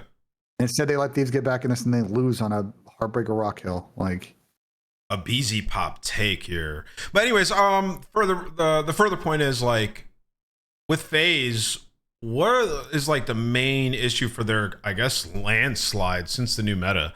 I think we kind of hit a little bit like the meta change, but like conceptually, it doesn't feel like they're that far off. Like it's little they're like not. mishaps like that, They're right? not. If we're literally, if any of you fucking say like they're a mile away, bro, I'm out of this conversation. Well, Like, I just said conceptually doesn't feel like no, I'm just more. I don't think they're a re-emphasizing mile away. I think their team's super fucking odd right now because it's like they genuinely. I will be honest. If we're counting like the last event, and this event, they're actually pretty good when they get set up a rotational hardpoint. They are fucking awful on hardpoint right now of breaking any situation. Well, that's because they're winning. That's because they're winning rotos though. So it's like they're winning rotos. The rebreak is scuffed in rotation. Their S&D is just they just make the worst individual and team decisions right now mid round in S&D. Just every S&D I watch is just a gruelie of them just mid round like just doing some tweaker shit and like it was so bad to watch the event. It killed them at the end of that event and like. I mean, I almost think that they're all like I'm not in that room, so I have no idea. Like I wonder, Ray, if it's just a case of like the mid-season, like we're having a tough time adjusting this meta, we're overthinking things. Like could be. I mean, there's so many things, so many factors that could be a thing right now. Like I don't think it's really tough. It's really hard to assume from an outside perspective. The search is bad though. I do agree. Like they're getting hard carried by 04 and S&D. Their respawn's been solid. Their search is where it's kind of like been iffy recently, which typically is weird. I mean, even it wasn't the match they played against Steve Disminer, but the match before that they got Nesloed by Thieves, didn't they? Which is completely lopsided to what we're used to seeing. With FaZe typically is the opposite side around. So it's that's definitely where if I'm on their team right now, that's definitely where my focus is at for the next coming weeks. What happened? What happened to Abuza's sniper, dog? He hasn't hit a fucking sniper shot, I feel like. Because, bro, I don't know if you guys watch the same shit I am. If 04 doesn't find somebody or make a huge play, they feel like they're whoppers in search right now. Like, I'm going to pull up the sniper totals. Let me see. Where's this? Do I have that stat still? My best analogy for FaZe, and this is going to get really weird, but like trust this analogy. I think Draws is kind of like Josh Hart for the New York Knicks. Like, I don't think the Draws is going out there every series, every map, and dropping a 1-2 bomb. But like, you watch FaZe play and you understand how important Zach is and like what he does on the map and how big the individual plays he makes sometimes in like S&D. And it's like when he's on, they're a different team. But when he's off, like sometimes they're really fucking off. So I'm not trying to pin all the issues on him, but I want to see him get going a bit more consistently in this meta. So in the last 30 days, Abuza has 3 snipes. Exit has 35. Sib 24, Super 15, 13. That's crazy. Because if you look at the season, they could have changed their mentality on how they want to approach it. Does he even pull out the snipe as much as he did before? Yes, he does. And he left a couple of big shots on Sake. Here, we can go snipes or rounds played last 30 days. Let's see. Snipes or rounds played. Zeta Abuza's 9th in snipes for rounds played. Well, I guess that's just total snipe kills he's gotten for rounds played. So that's not actually. No, he's 3. I'm sorry. Go look at the teams above him. He's got competition. He might need to put it away. Three's not good enough, bro. It's not. No. And look what happened in Sake, bro. This is the easiest call that happened in that series. They're gonna play Sake. They're not getting the early pressure in middle. Then he's having to retake with the sniper. He's already not doing some excellent shit on the map. So it's like. You're fucking playing with one hand behind his back. So he's got to figure out how to adapt this meta with a sniper, or they got to have a tough convo about like, should somebody else snipe? Should we just go snipe less and try and figure out how to play S&D that way? Like, that's a huge loss for them. Go flip this to like Major 1, for example. Like hit the drop down and go for Major 1. How many snipes does Brandon have, by the way? I'm just curious. In the last 30 days? Yeah. Same stat. Brandon has 11. So, I mean, that's not as significant as it was at the start here, was it? But at the same time, I feel like he's not running a snipe. Like I feel like there's certain teams that made changes to. Nah, Booza be having a sniper out, dog. You didn't see the round on soccer where he's just standing in the doorway for 30 seconds, and even try to clutch. Yeah, I've seen. I'm not saying it's an all-time thing, but this was stage 1, and Sib and Abuza were top 2. Yeah, they got the macro in this is they got that was adapt, major bro. 1. They've been playing. They've been skating by with 500 ball now for about a month and a half on this meta. They got top 4 at the last event. They had a terrible showing this weekend. They have a very hard schedule the next 2 weekends. Like they have to show a better bag in S&D because the hardpoint overload have been pretty 50-50 against the top teams. But the S&D is how you win championships, and they have fallen off a fucking cliff in this game mode. I mean, it's the clearest difference. I mean, stage 1 he was second, stage 2 he was second, stage 3 he was, I think he was up there. Yeah, he was third, and now here it's just, yeah, people have either adapted to how they're playing. There's new maps obviously in the pool, but yeah, he's having nowhere near the same amount of success with the sniper in hand. And actually in there, how many matches they played in stage 4? What, 1 or 2? So yeah, he actually has a donut so far. But yeah, we can just go by the last 30 days. So that's a big difference. Like I said, if 04 is not making huge plays early round on S&D, they feel like they're dead in that game mode right now. He definitely removes a win con if the person sniping doesn't get kills. Like it's just, you look at how the meta is right now with all the other teams that are having success in search, like it still plays a big part in your success. I just think obviously Pimp didn't have a big weekend. I don't know how often it's going to happen. I do think that the 2 ARs on this team have got to adapt this meta better across all the modes, and they'll get back to their form. But I'm a little worried for them, bro. Like this next weekend is really big with both the matches they have this weekend. Like if they go 0-2, they might be in losers bracket in Paris. All right, so and then we're having a very not nice convo about like, do you? Well, I'll save it. I'll save that convo for if we get there. All right, okay, yeah, thank you. That's the very big. I don't think we're gonna have that combo before we have that combo. I was gonna say that's a very big hypothetical. We can't like off the minor performance. We can't knock it too much. More so the post meta change sample size. The minor performance you can chalk down to like the uncharacteristic simp weekend. I think. Right. That's fair. I think we can go there. But that being said, they're 0-1 currently in this split, and their schedule is Gentlemates, Miami, who give them trouble regardless, and then Riyadh and Carolina. So it is pretty difficult. Yeah, it's not an easy stage. You definitely need to be on your bully. You can't have off days against those teams. They can all kind of pounce. Yeah. Like Miami's probably the only, like even Carolina's been pretty solid recently. I feel like Miami might be just based on what we've seen so far from Miami. Again, it's 3 maps, but might be the weakest. Yeah, Ben, former ass, who's 0-4 on the Spurs, bro?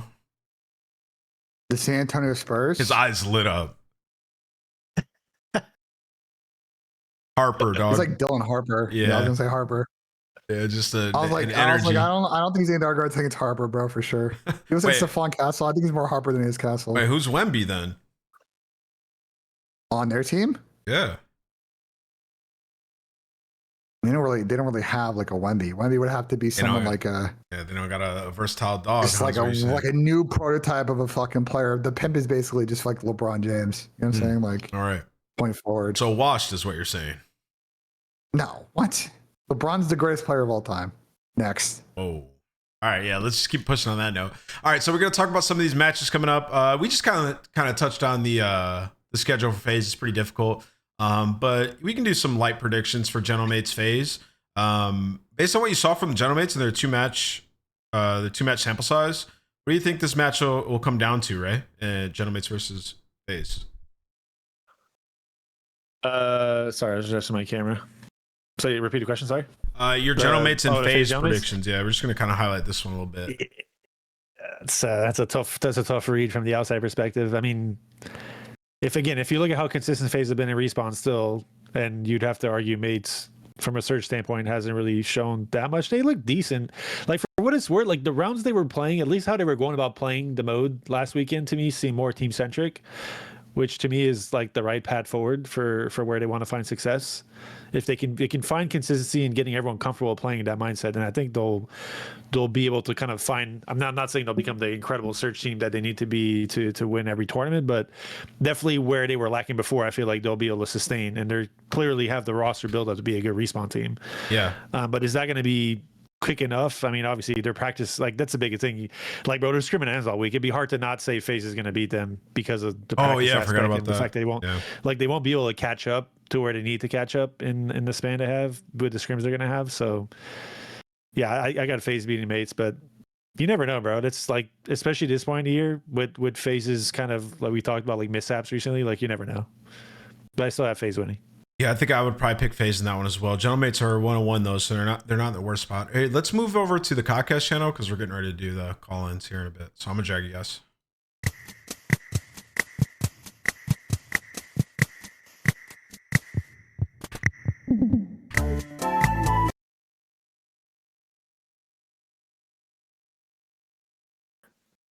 Okay, so more so with this segment, guys, we wanted to talk about was like the implications of some of these matches that we have. So because we're in stage 4 where there's only 5 matches, Boston had last split, Boston had the hardest schedule by win percentage. And so it just worked out to where they have an easier split this time around. So they've played Vancouver and C9. They are 2-0 with a 6-3 map count, which is actually very good. And they now have a match that would guarantee them winners this weekend versus the Toronto Koi, which is really winnable, which kind of puts this split in like a weird spot for standings to where like one of the teams that has been very good all year is probably going to be on the outside looking in. And it could potentially be Koi.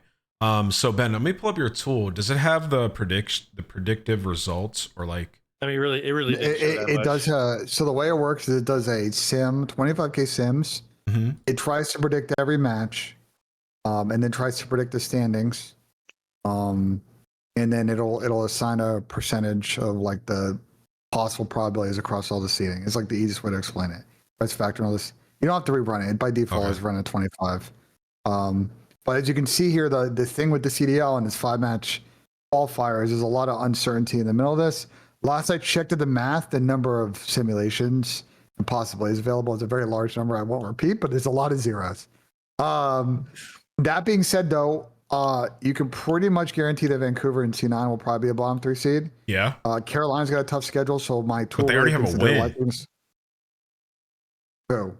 Carolina already 1-1, right? Yeah, but it thinks they're likely going to lose next 3. What's their schedule?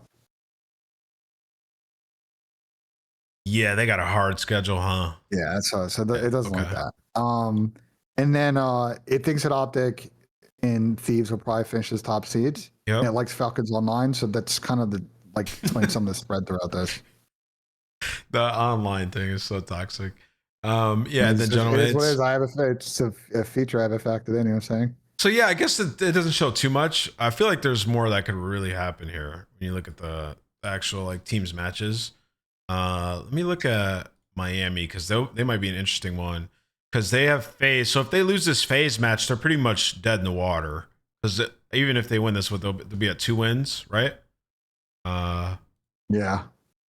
So I guess there's a world where 2 can get you in, but it's going to get pretty interesting. These 5-match splits, I generally think we should always have at least 7 matches. I don't like the 5-match split if we're not going to use the minor results at all for the seeding for the next major. Because we get situations like this. It should be 11 minimum in my mind. Because if you do single round robin and we have plenty of days and multiple weeks to figure that out, then you don't have the tiebreaker problem. You don't have a problem with a predetermined schedule that could just fuck someone at the end of the season based on some bullshit like logic that they made up in October. Like you make it as fair as possible. I hate the way the CDL does this online league match scheduling. I don't understand why anyone thinks it's fine. Stage 2 was really fun, man. Having everybody play everybody. Like it was lit, dude. And it wasn't like, let me go back to stage 2 standings. Can we see those like from stage 2? We can, right? Yeah. I mean, there was still some convergence on there. But like, look at this. Yeah, but this was competitive as hell. Yeah, tiebreakers were clean. Yeah, I think that this is the best. Like this was the best format we've had outside of like just straight up pro-ams, but this was the unbalanced schedule. But the problem with the unbalanced schedule, and I don't know why the ownership groups aren't raising more hell at this. They're not done in a way. They're done. To me, it feels like a lot of pseudoscience and a lot of pseudo like trying to make the schedules balanced. But like you don't really know, especially with teams like a Vancouver or Boston or C9, that you know are likely going to make a lot of roster changes throughout the year. You have no idea what they're going to look like at the end of the year. Yeah, it gives them no chance. There have been teams in this that got screwed because their last 2 splits were very difficult and out of no fault of their own, had to battle uphill. Now, one team in particular, New York Subliners, overcame that in Vanguard and was able to make the run at the end of the year to like back into the champs. That was lit. Well, like there are a bunch of teams that have gotten chalked by this, and like Carolina in particular. I know they haven't played that amazing this year, but like this split they've had is ridiculous. I think the only way to me where you keep the 5-match splits, if we go back to the format we had before, where the pools, you go like 2 pools of 2, and then you get the teams pick which teams are in the other pool. Yeah, and go back and forth. I don't know if you guys remember that. I do. That at least made the pools fair to where nobody really had like an insane schedule. It was just based on where you're at that point in the year and what teams thought of you. Like, yeah, like that was okay because you have fair matchups for each team per se. We can dedicate a whole off-season show to this because I think their fundamental thought process on how they structure the season is flawed. But because the scheduling too plays a fact, bro. Like if your team's like struggling to start a year and you have like a harder, easier stages, like that all can play effect in how your year goes on and your possibility of like whenever you're at your best, if you have a hard schedule, then it may not look that good. Yeah, you might not get as many points as other teams. There's RNG added into it where there doesn't need to be, right? So I just kind of like. There are ways to do an unbalanced schedule. Like I like the way the NFL thinks about it, which is if you have a bad year, then in some of the draws that happen, you'll get an easier opponent. But if you have a good season, you're going to have a tough schedule the next year to match ideally the skill level of the teams that you're fucking playing. But but even in NFL, it doesn't work out that way. I don't like that in the NFL either. So like we should try to find a way that, to Ray's point, is either 2 groups or we do round robin, and it's the most fair way to do it as possible. All right, let's get to the call-ins. We got all off-season to talk about stuff like that. So let's start it off with Remix. I can't believe Frankie's not here. We are starting a bit later than usual. But yo, what up, Remix? What's up, gentlemen? First of all, Ian, you kicked me out of the call when I suggested that maybe the Knicks could win a couple games. I just want to let you know I'm not hurt about it. Anyway, here's my question. Why did G2 not make a move for Skies? Like, is there a particular reason? I because that team is like I could take this one. That team is from my understanding, G2's trying to really do like the Boston thing last year. Like they've really focused this whole year on being like a collective team unit in and out of game. And I think they see a lot of value in what Caesar brings to the team in that aspect. The problem is he's got to step up from a slaying standpoint. Like he can't just constantly drag his team down with the low slaying, consistent slaying floor, not winning his ones. And to your point, at some point it may put them in a conversation for EWC about they try to go in the other way. But I think that's the thought process, that he will help raise the ceiling of the other players on the team. Well, they didn't have a terrible thing going. I mean, they were top 6 in the overall standings, right? And it would have been a lot of turnover. I mean, you got 2 new players, and I think like the goal is like to have a solid foundation and build upon what they've already had. From who's available, who would you have picked up, considering that budget is a constraint? I mean, I tell you what.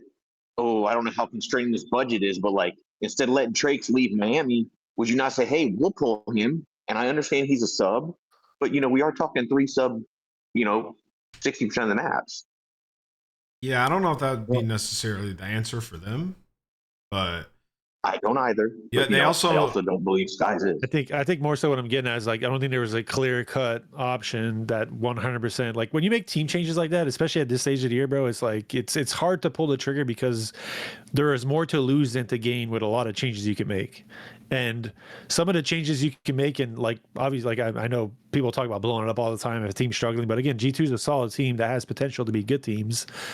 It's understanding that if you make a change for a player like Ant said that brings a lot of intangibles and like a team aspect of the game that is very hard to find, and like in the same way we talked about Neum, I feel like Skies is in that bucket. Like obviously Skies maybe hasn't been providing in the same way he has in the past in terms of slaying and whatnot, but I still think there's a lot that he brings to a team that is necessary to help a team win. And you're changing the whole team at that point. They made 2 changes. That's hard to replace. Yeah, they did. Yeah. Right? So I hear you. Can I follow up with one other one? Yeah. Do you guys think that I'm just saying, these are my guys, I like optics and everything, but do you think there's a chance that they kind of sleepwalk into Friday and get a loss and then really shake up the standings and win in the major four? Wait, what do you mean? Oh, you talking about this week? Yeah, they have G2 on Friday. I don't think Optic's sleepwalking, bro. And the thing about Optic is, at least the one bright side, if you're an Optic fan, is like they keep getting second, so they're still going to be hungry. Like it's not one of those things where they're going to take their foot off the gas. There's no way. Yeah. They have zero reason to. Yeah, there's zero reason to take their foot off the gas. Like that. Trust me, bro. I play second a lot. That shit is painful, bro. Like you've never grinded harder than after a second place, bro. I'm telling you, dog. So you don't got to worry about that. I just on that point, the second I got a Black Ops 2 Champs is the first and only time in my entire competitive career, and I've competed in a lot of different shit, bowling, golf, COD, whatever you want to think of. That is the only time where I had tears in my eyes. Yeah, bro. Only time. It's the worst shit. It's tough, bro. Gentlemen, thank you guys so much. Great show. Appreciate it. Thank you. I would also say, like, there's players in Optic, like Dash, he's low-key getting better this year. Dude, he is insane right now. So like, this, a good year. This, a great season. Yeah, this yearn for the championship this year is, you know, it's done a lot for some of the players. I think Brandon's he's awesome. Brandon's biggest improvement is that, like, in my criticism of him in the beginning of last year was like he was kind of lagging out, like in the middle of maps, like just kind of out of the play, trying to hold the wide route, but his team's 3v4 fighting, and he's just nowhere to be found. But he's constantly in the mix on this team. Yeah, he's good as fuck. And putting himself in positions to get a couple of like trade kills, and then with his team push up and let his subs do the thing while he's in there soaking and going from one power spot to another as they're creating space behind that, and like getting on the front. Who would want to have this gun into play? Who wouldn't want to have Brandon on? Yeah, exactly. That guy's fucking robotic. He's the best player on their team right now, dude. He's been so good. And like his mentality shift, and like he just seems like he's really enjoying it right now. Like he's a difference maker with the sniper, bro. Like I know they didn't end up winning the series, but like at play won them a fucking map. Like he's maybe one of a couple of people on planet Earth that can maybe pull it off. Literally. But Remix, thank you, man. We're gonna get the next question in here. What's up? What's up? How you doing, man? Doing pretty good, pretty good. I just had a question. Who do you think benefits the most legacy-wise for winning champs? Of everybody in the league. Yeah, well, out of all the people who have a chance. Like where, let's say, was it Thieves, Optic, FaZe? Probably Simp, bro. He might be able to solidify himself as the GOAT. Yeah. If Chris does it with this team, I think him and I mean, you could probably. I agree with that. I think I have Shotzi ahead of Simp just because he's done more with different teammates, like at least in champ wise. And so if Simp does it with hold on. All right, let's talk about it. If Shotzi and Dashy win, they become the best duo of all time, right? Oh yeah, 100%. That would actually be crazy. They would supplant Abizi and Simp, I think, if they win this chip. If they win champs. But then it's the argument, what's more important, actual event wins or champ wins? Champs wins. Champ wins. Yep. Don't even start that combo with me and Ray in the call. Especially think about it generally speaking, though. Like, what is the most consistent thing in terms of events we have every year? Champs has always been a thing every year, but the amount of events we have total through a season has changed drastically 30 years. Like it's impossible for Ant or for Shotzi Shotzi's Ant, for Sim, for any of those guys to catch whoever was leading before that. Oh, I'm not talking about like the OG players, like specifically CDL players, because Sim still has like, what is it, 6 more chips than Ant. I mean, I think it does a lot for everybody. I feel like if Simp were to win this champs, and like assuming he's MVP, which if they win champs, he'd probably need to be. Yeah, I think he'd probably become the GOAT, or at least have a really heavy argument to it. But yeah, if those guys won, they'd be the greatest duo ever, and they'd be up there as well. I don't know. I'd have to look at it in comparison. It's hard to. I'd love to see Optic win just to hear what Pat has to say about it. Dude, he might just have to be thrown in a shot from a cannon into the moon if they win champs, bro. It would just be funny if they get second again and then they get first at champs.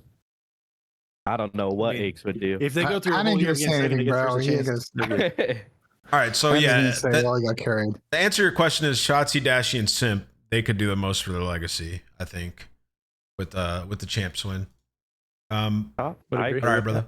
What about Scrap?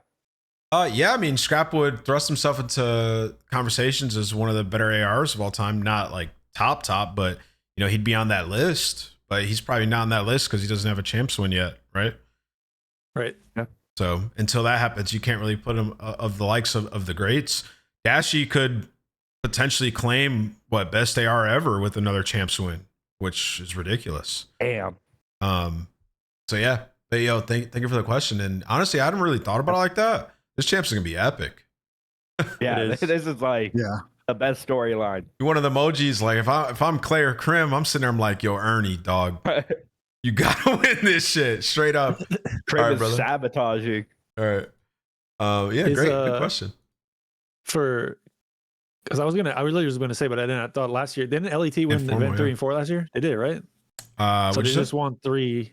Like I'm talking about Thieves last year. Like they won the 3rd and 4th major. They finished second in the first one. They were like, it's not like they were bad 30 year, but they obviously clearly spiked towards the end of the season, and then they faced the surge wall at champs. But I was gonna say that this year might be arguably their best chance, but it was pretty similar last year. Would you guys, what would your take be on this or last year being his best chance at winning champs? Because he got second with Toronto at that was it the Modern 2 one, but this is probably his best chance. Is it his best chance? Okay. Yeah, just because he clearly his team clearly has the edge over the other team that's his direct competition. They beat them they're 4-1 against them. Right. Are we saying only this year and last year? Or are we saying any other year too? I mean, you can use any year if you want. I was more talking about the 2 years because it's like the obviously recency thing. But go ahead if you want to bring up. I think MW2 was probably his best. That was pretty lined up. Didn't we have 4 God squads in that game though? Like 4 teams won each event. No way. But they looked unbelievable through the first 3 days of that tournament. But think about this though, Ben. But think about this year though, Ben. Like one, you don't have those 4 God squads. The 4th team is a team that just made a roster change with 6 weeks left. FaZe is like in this weird regression mode, and you have the edge over the other team who can't close out grand finals. I don't think you could like on paper look at it and be like any year is better than this one for them. There's no way. I'm always looking at it in a sense of like you heating up towards the biggest event here. Like it's typically in years previous, the team that has the best chance to win champs are the team that does well at Major 3, Major 4 going into champs because they're on like a high. Because MW2 was Optic was good. Was it Toronto was good? New York was good. New York went 2 major. New York won Major 4. Yeah, New York was good as fuck. The Hydra and Sib team, Skies. Yeah, that's and then who am I missing? Toronto, Optic. Oh, and then FaZe. And then also like that Thieves team became type good towards the end of the year too. No, so I agree. But they were out. I'm just saying, like on that given champs day, that given champs weekend, like the event, I guess fucking good. Oh, yeah. But I agree with you. Like now at this point, Thieves. This is for Ernie. This is about as good as it's gonna get. Yeah, they peaked. There's 1 month left. All right, yo. What's that? Four's Edge. What up, man? Yo, what's up, guys? What up, Ben? 23 hours, baby. Yeah, man. The World Cup. I'm excited, bro. Yeah, it's gonna be great. All right, I got a quick. I kind of want you guys to all hop in on a little time traveling portal real quick. We know the environment at this event is going to be, second to none probably. I'd like you guys to go back, maybe name a couple of the environments you can really remember that were just awesome. I feel like pre-COVID, of course, they just felt different. I'll throw out a shout. The first event I ever watched was MLG Anaheim, and it happened to be Goonjar on Donut Shop. And I remember the crowd, even for that, was going crazy. So, yeah, right, I remember that. It was crazy. So, I mean, I know it might be kind of hard for you guys, but if you could even just give a couple examples to go back, that'd be cool. Well, ball nowhere, first off. Donut Shop's a crazy pull. Yeah. That's pretty sick. Yeah, that was my first series ever watched, actually. Kind of funny. And then I went back and watched. I'm pretty sure Anaheim was after champs that year, so I went back. Right. But, yeah. I mean, we've had a lot of good events through the year. I think, like, for me, the big, and again, this might be a little biased because I was there for it, but the Black Ops 2 champs final was probably the coolest because the first time. That was cool. Like the first time where we were like literally like the spotlight of the world, and the stage setup was sick. We had a good amount of fans watching, and then it was just like Xbox did a video for us and put it on like the dashboard. Like it was like, cool. The height of that event was the biggest we had by like a landslide previous to that. I'm sure there's been some bigger, like I know we've had some arenas for champs after that. Like I think World War II champs was at an arena. So like in terms of like crowd size, we've had some big events. I think honestly the Optic Champs too was pretty big. Like that event was crazy. That was a pretty dope. Like the state of it was pretty sick. But just for me, Black Ops 2 is definitely the height of it, just because it was that was kind of like the start of everything, in my opinion, for COD. Well, that was cool because we had like the bleacher setups. Crack too. Yeah, the Haggy crack. Yeah. And we had like the bleacher setups, and everything was black and orange and like on theme with the game. And they did such a good job. Black Ops 2 Champs was. And I remember because I was sitting in the crowd watching these guys. I'm like, dude, this is awesome. And we had all gained, like, Twitter had just got popular, so we all were gained like 30, 40,000 followers in that weekend. It was nuts. It did feel like, and when you're like 18, 19, I think I was 20 years old at the time, 19 years old. You're just sitting there like, holy shit, this is what I was watching on TV. So I'll echo that. And then, probably just the Gfinity events that I went to. Like the first time I went to the Copper Box, G3 is super cool.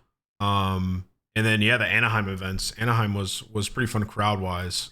Those are classics. Always. What I was gonna say is Black Ops 4 Anaheim was really good. They had like a bleacher bowl kind of setup, and that was unbelievable that weekend. Both the Burm events were really good.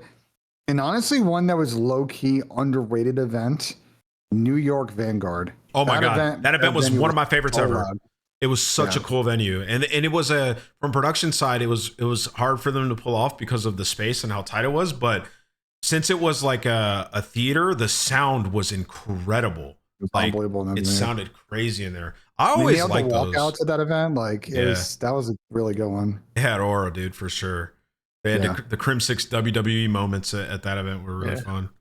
And Dallas that event was rough because the PPAs were not it.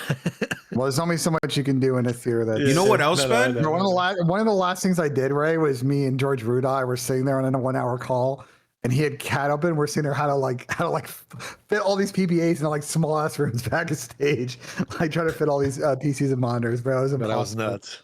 BO4 with our team. Screaming, it was nuts. BO4 Vegas. I think it was the first event. Really sick setup because they had like 2 rooms, which was super dope. Like the main stage and it was. For like the desk and like Sunday that event was good.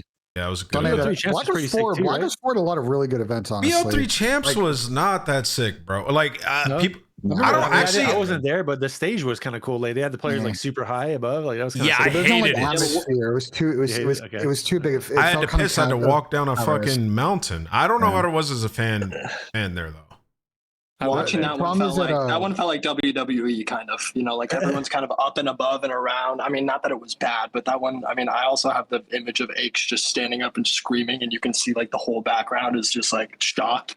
But you know what though? We did have the activations though. We had like the zombies, like the marketing team went out there and did crazy stuff on the Call of Duty side.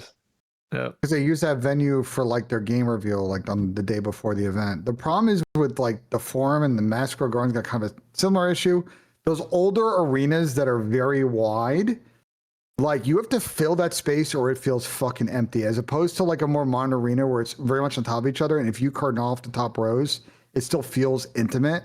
Like that arena, if it's empty, it feels fucking empty. And that was yo, this might be a really odd choice, because CDL London existed and that was lit as fuck. But low key, that first event in Minnesota was kind of fucking epic. That first CDL event was kind of lit. It actually kind of was. I know we did a bunch of like league matches, goofy stuff. League matches, it was like basically like fucking show matches. It was kind of lit because it was like, what is going on? This is cool. I'll say, I just remember the feeling of like, yo, this is kind of sick, bro. Franchise. You're talking about the CDL one, like the first ever CDL. I'm not talking about the one in the casino. I'm talking about the first CDL one. Yeah, you're good. Okay, you're good. My bad. Do you remember that one? Did you go to that one, right? I wasn't there. Yet. It was kind of lit, bro. We did all get COVID. Well, I got COVID at the what was the venue we went to in California? It was the 3rd CDL event ever. The event that should never have happened at the LA event, Prime Expo Hall. It was like fucking empty. It was a crazy place. Bro, was that the one that we won? I was so sick. No, yeah, that was when you guys won. That was the last night. The world literally shut down about 3 days after the event. Yeah. Dude, Michael B. Jordan was at that event for some reason. Like that event was crazy. It was. I wasn't a big pro. That event was kind of difficult to plan because that's another The CDL had a fascination. Some people had a fascination of going to these like historical venues. The problem with historical venues is they don't have all the infrastructure required to run a video gaming event. Like it makes rigging difficult. Same, it makes Damon. I was like, what? like layout difficult. Like there's no back of house. Like, bro, and do you remember where you had to go to get to the fucking green room in that venue? I had to walk like a mile, and we walked through where they held. I think it was the some award show was held there like a week prior to that. But all I remember is I was so sick. I didn't even know what the hell COVID was. But I was so sick, I had my head inside the fridge in the green room. People were walking away, what the fuck's Ant doing? I'm like, dude, I am burning up, dog. I had COVID. And from there, that was slightly off topic, but the guys somehow pulled off one of our biggest investors to get us a PJ to get to the event because they were worried. I think it was Clay was like really worried about the Roni, which I mean obviously would the right mindset. Bro was in a PJ. No wonder y'all won. PJ the event. Yeah, no wonder we won. Yeah. Well, thanks for jumping in the portal with me, guys. Appreciate it. I appreciate it. That was fun, man. Good question. Thank you. I love questions here's the like thing, that. bro. In 2 weeks, we might be going to the greatest Call of Duty event of all time, though. We get this combo and like somebody, because I've been talking to Gem mates on a few things. So I'm like, bro, I'm so mad I'm not going, bro. Yeah, spill something, Ben. I'm sure they wouldn't mind some hype. What's going on? I think like I can only speak from our perspective, just from the coach streamer perspective. They've been really accommodating, and one thing is they know that we're doing a coach stream, but they want to see a part of the event as well. So we're talking to them about like other activations and stuff, so we can get back to the French fans who. Some of them watch our show and watch our stream, so really excited for what Gem mates are cooking. I have a question. In France, and specifically where we're at, and like, I guess I'm wondering because all the fans that are gonna be there, do they speak English? Like majority of them, will they know English? Okay. Yes. Okay. Yeah. Like you guys are in Paris, right? So yeah, you'll be fine. Okay. But just, once again, it gets a little sketchier. You're gonna go there and then watch the green suits, just like. Oh yeah, it's gonna be nuts, right? Bro, their coordination is just a different ball in Europe, bro. NA fans in any sport think they have a college football. Let's not go to college football games. It's probably the peak. That's like the maximum of NA fandom as far as like sort of our coordination, but like it's a different ball in Europe, bro. I'm excited, bro. I think it's gonna be a good time. We need, dude. It would be absolutely cinema if Toronto played Paris in the first match of the event. After everything that's happened recently, after everything happened in Birmingham, it would be absolutely insane. I want Paco to play the Gentlemates, bro. I want it to be Hydra versus them. That would be insane. That'd be good too. He's gonna have hype. Right now, my model thinks that Gentlemates most likely landing spot because they have FaZe, Vancouver, and Boston left as 1-1. That they're likely going to probably finish 3-2 and get like the 4th seed. And that would leave probably some combination of Toronto, FaZe, Boston, or G2. So I don't think it's for Falcons. I don't think it's physically impossible for that to happen at the moment. Well, we'll have to wait and find out. Capo, what up, man? Yo, what's good? Good. So, could I ask 2 quick questions? Yeah. All right. This one, you have Sip and Abizi as the best duo of all time. Yeah. What do you think our ring this year would do for Abizi at all time? What would it do for Abizi, like on the all-time list? I don't know, man. Honestly, before I give like my firm take, I have to go and like look at the accomplishments next to everybody again. I mean, it would move him up for sure, probably a couple of spots. He's already in that top 10, right? So like, there's there's a lot at stake because all these guys that split up. I mean, a dynasty broke up. You know, whether people want to call FaZe a dynasty or not, it was a fucking dynasty. Shit's gonna happen if Simp wins, if Abizi wins, or Shotzi and Dashy win. Like, people are gonna be shooting up the all-time list without question. It's gonna be a big shakeup. So we'll see. I'd have to look at it though. I can't give my answer yet without looking at it. But the thing is, we're starting to get to this point with like your Abizis and Simps of the world that like I don't think that they're out of the game in 3 years, and like their longevity is just gonna be immense relative to a lot of people in the back half of that top 10 who are great players, but they just didn't play as long as some of these guys now. All right, this one is more of a fun hypothetical question, but we both know the meta change and Neum are both for Thieves, the biggest stuff, right? Yep. If you had to choose one, would you choose the meta change as bigger or Neum is bigger? What a good question. If you choose one, the other one can't happen. So if you choose Neum, there was never a meta change. But if you choose the meta change, they keep Kenny or they get someone else instead of Kenny, not Neum. I hold his game in such high regard. I would say meta change, but like I would say the acquiring Neum was also huge. But if I'm being both equal, to be honest. Yeah. I know it's kind of circumventing your question in a very boring answer, but I think they're both equally impactful to this team's success right now. It's a good question. Do you think they would have? I would say though, with the BZ and Hydra playing like that. I think it's Neum because one thing that the Thieves camp has signaled a lot in the last like month or so is like what we talked about with Thieves of like this team had to have a collective understanding of how they have to change the way they play to fit everybody else on the team, and also the way that they communicate and how they have to step into certain roles.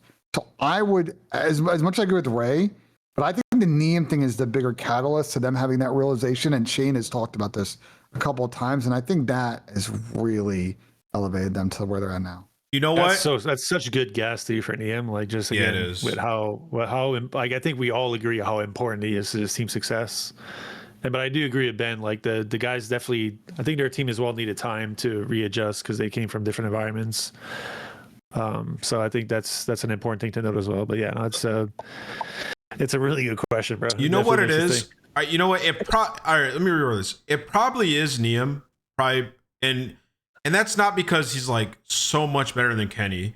It's probably just because like you can't begin to address certain problems if you're looking at it from a lens where like this guy's not playing well, right? And like all the community's coming at him, this, and that, and the third. And if that's like in the back of your mind, you're defaulting to that, it can be difficult to like address issues. And bringing in Neum, if like he came in and obviously off the rip, like they weren't as good as they are now, at least they could like start to look at themselves a little bit, right? So maybe Kenny had some things working against them in that regard, but regardless, the acquiring of Neum is when they began to solve those issues. So yeah, I'd probably go with Neum the more that I think about it, although the meta change was a huge buff for them as well. The key thing that I've seen once Ken left is an understanding, and I got to give Ernie and I roast each other all the time in faded calls on Tommy's stream, but I got to give that guy credit. He has stepped up in a big way from a leadership standpoint in the last 2 months or so. If you go listen to their comms from the beginning of the season to now, what Ernie's doing mid-map for them is so much. There's a night and day difference from what he was doing in the beginning of January, for example. Like I think that really helps him stay organized and play quick and like open up his SMG players to just be the dynamic superstars they are on the map. Ray, you know how it is too, man. Sometimes you make that change, the same issue happens. You're just sitting there, you're like, okay, yeah, no, it wasn't that guy. Like we got to fix this. So, yeah, right. Yeah, even without it all being Kenny Swat, it could still be just because of the change. But thank you for the question, and that was a fire question, Capo. Great question. Yeah. Wait. Come back see you. Bring back in real quick. What's up? You got a quick one. With either one, do you think they win the last major with either one, or no? You think? I don't know. Lose? I have no idea. You have to ask Dr. Strange. That's way too. That's way too. That's way too. Dr. Strange is good. Yeah, you need a time zone for that one. Let's go on. All right, what up, Jack? How's it going, guys? Going good. You guys talked, or I know Ben said that you guys were going to do maybe an off-season episode about the league format and whatnot. Kind of towards, I guess, Ray, just because he's kind of in the middle of it. What do you guys think of the elite schedule? I've been really enjoying the frequency of events and then like the playoffs. Do you think that the CDO could adapt something like that where there's two groups? I know you guys kind of talked about it a little bit, but what do you guys think about that and how that's playing out there? I mean, it's nice to for them to be competing as much as they are, because it gives them more chances to kind of shine and provide the necessary visuals for pro teams to have a good understanding of them as players. The one thing and this is kind of a weird take, but I'm not a huge fan of the pro point system in challengers. I feel like it honestly reduces opportunities of new players that come up through the season and is so reliant on players that start the season well.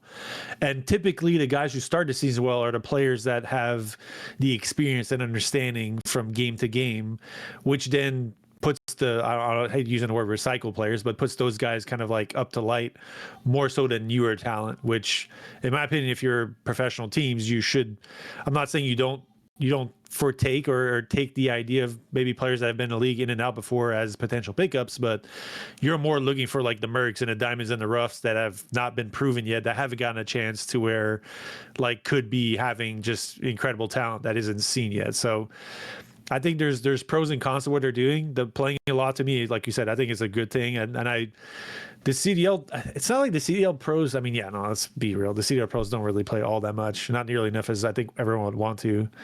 But I don't necessarily think the way Challengers works would be perfect. I think there's certain things that would be cool though. Like, I don't know, like let's say elites are like 2Ks, like they kind of do that with the minors. But I think like after majors, it'd be cool if there was like a weekend event, like maybe that a week before you start up your actual matches that was completely unrelated to the season itself. That was just this matchup that allows you to play a tournament against other teams that go into a major. And that'd be a cool way to like preface like meta changes, map changes, roster changes from the ones that happen after event. There is a real concerted effort right now behind the scenes by multiple teams to really, because we know the game's coming out like in the middle of October this year. That's obviously already been announced.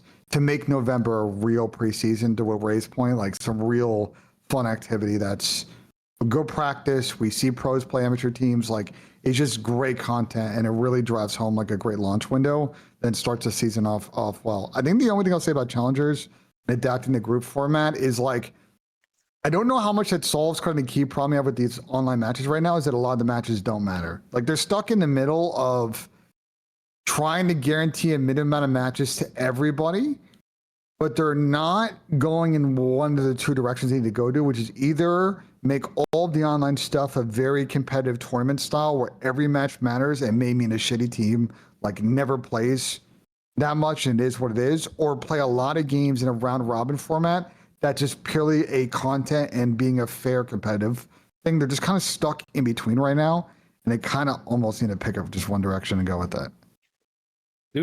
Actually, question, Ben, maybe you notice more because you might get water. Does the CS have just do you have like a year total thing, or is it purely just like this is a major and you're qualifying, you're playing for this major, and if you do well this major, it'll qualify for your next major, but that's still that kind of refreshes the slate. They're all like their own individual events, right? Yeah. So what CS did is they've essentially replaced the old qualifier system for something called VRS, which is Valve Regional Standings. And the interesting thing about VRS is that it's essentially an ELO system. They basically used, when they initially started the seeding, they basically started a initial ranking based on like how much money you had won on the big events and like who you have played and recent LAN wins. And then from there, it's kind of an ELO system. That's why they've added like a third place game, for example. So you're saying this is what qualifies you for events? Yeah, there's more. But what it has done now is you can't just sit there and drop 4 players because continuity is important in order to keep your VRS points. Gotcha. So this is an interesting exercise for the league because you're never going to have the year-to-year continuity you have in CS. So VRS would be difficult to pull off, but you find a better pro point system that's more focused on the team unit, and then if you make too many changes, you lose a lot or all of your points. The con on that is then you make any elite qualifier or cup seeding like totally wonky if people just blow up their team. And that may add more. That's a continuous system for CS, right? Yeah. Like that could be the same for 5. Yeah, I mean, that's the problem with COD is that we play a new game every year and that changes things. So anyways. I think we agree that format needs some tweaks to your question. Thanks for that. Thank you. I think one more thing with the pro points thing is you can also, and this has been Halo did this, you can also try and decay initial season pro points by mid-season. So that would more incentivize more recent results to come to the front, and the seedings will reflect that instead of people that just like were good at the game in December and just formed the first event. Cool. It's just like right now, like the chatter within the scene is that like Major 4 is going to happen, and then like every team might make changes based on pro points just because they want to auto qualify. That's a problem. Like, that's just the one thing you said earlier is the most important thing there.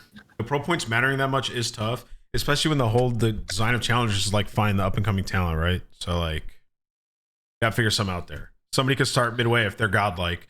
They shouldn't be impaired because I see so much at the end of the year like people basing the rosters off the pro points. It's been like that for a while now. I think I agree with that. This is the thing is like you could clean that up, and this is where I think EFG and CDL need to figure it out. They have the space and the theoretical time to do a better LCQ for Challenger Champs.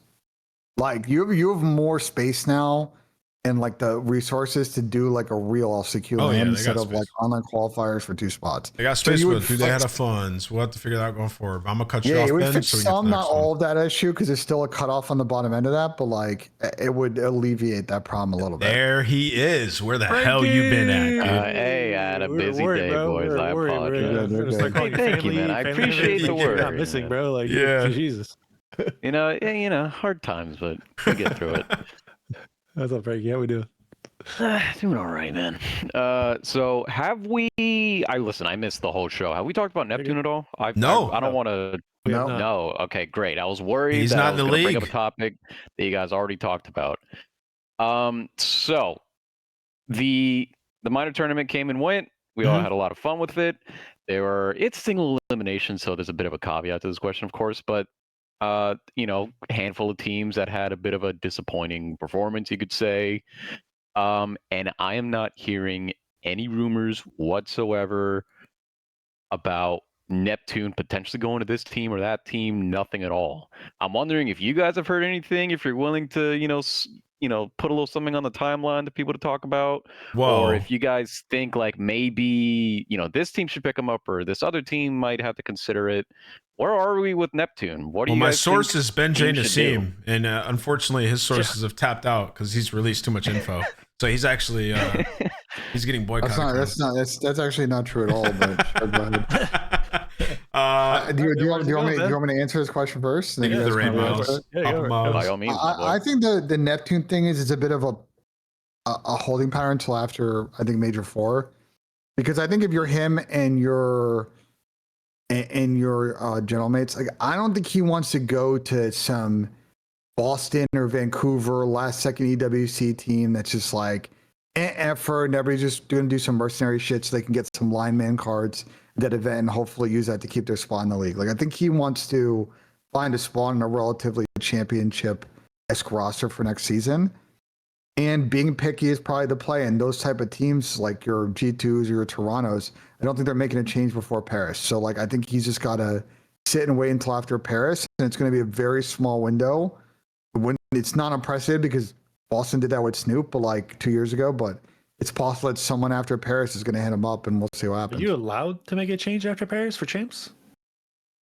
I think so. I mean, they did 2 years ago with Snoop in Boston. But didn't Snoop play the last major though? Yeah, but he didn't. No, I don't think he did. I don't think he was. Wasn't he on the roster already though? I don't think so. I could have sworn. I feel like we had this convo when it happened last round. And he wasn't. I'm actually curious. I'm gonna figure it out right now. I mean, realistically speaking, there should be a roster lock for champs. Like it should probably happen now, if not before. You would think. Like it'd be kind of ridiculous to go to Major 4 and then be able to make a change for the playoff event when you qualify with the team you qualified for from that point on. All right, we'll see if I get a response. Which is my argument at the time. Unfortunately, in classic CDL, we don't have the handbook or any of these rules public. So yeah. So like you were saying, Ben, I agree. I don't think it would be smart for Neptune to go to a team like Boston, Ravens, Cloud9, anything like that. But if we look at it, teams reasonably that would look at Neptune picking them up, and teams that Neptune would want to go to before. I have the answer. What's the answer? Was he on the team already? You can make a roster move after Major 4 before champs, but it can't be from a team that didn't qualify. So you could pick a challenger player up. They could pick up weird rule. Yeah, but Neptune's on a bench, you can't pick him up. You could only pick up. So what if they just release him full before Major 4? Yeah, if he was released. Yeah, if it's a free agent, then yeah. Did they not release him? I thought they released him. No, not yet. But their statement basically was that they would do anything in their power to make sure that he gets on a team. It's like the bottom 4 teams, like you can't. None of those guys could join a team. Right.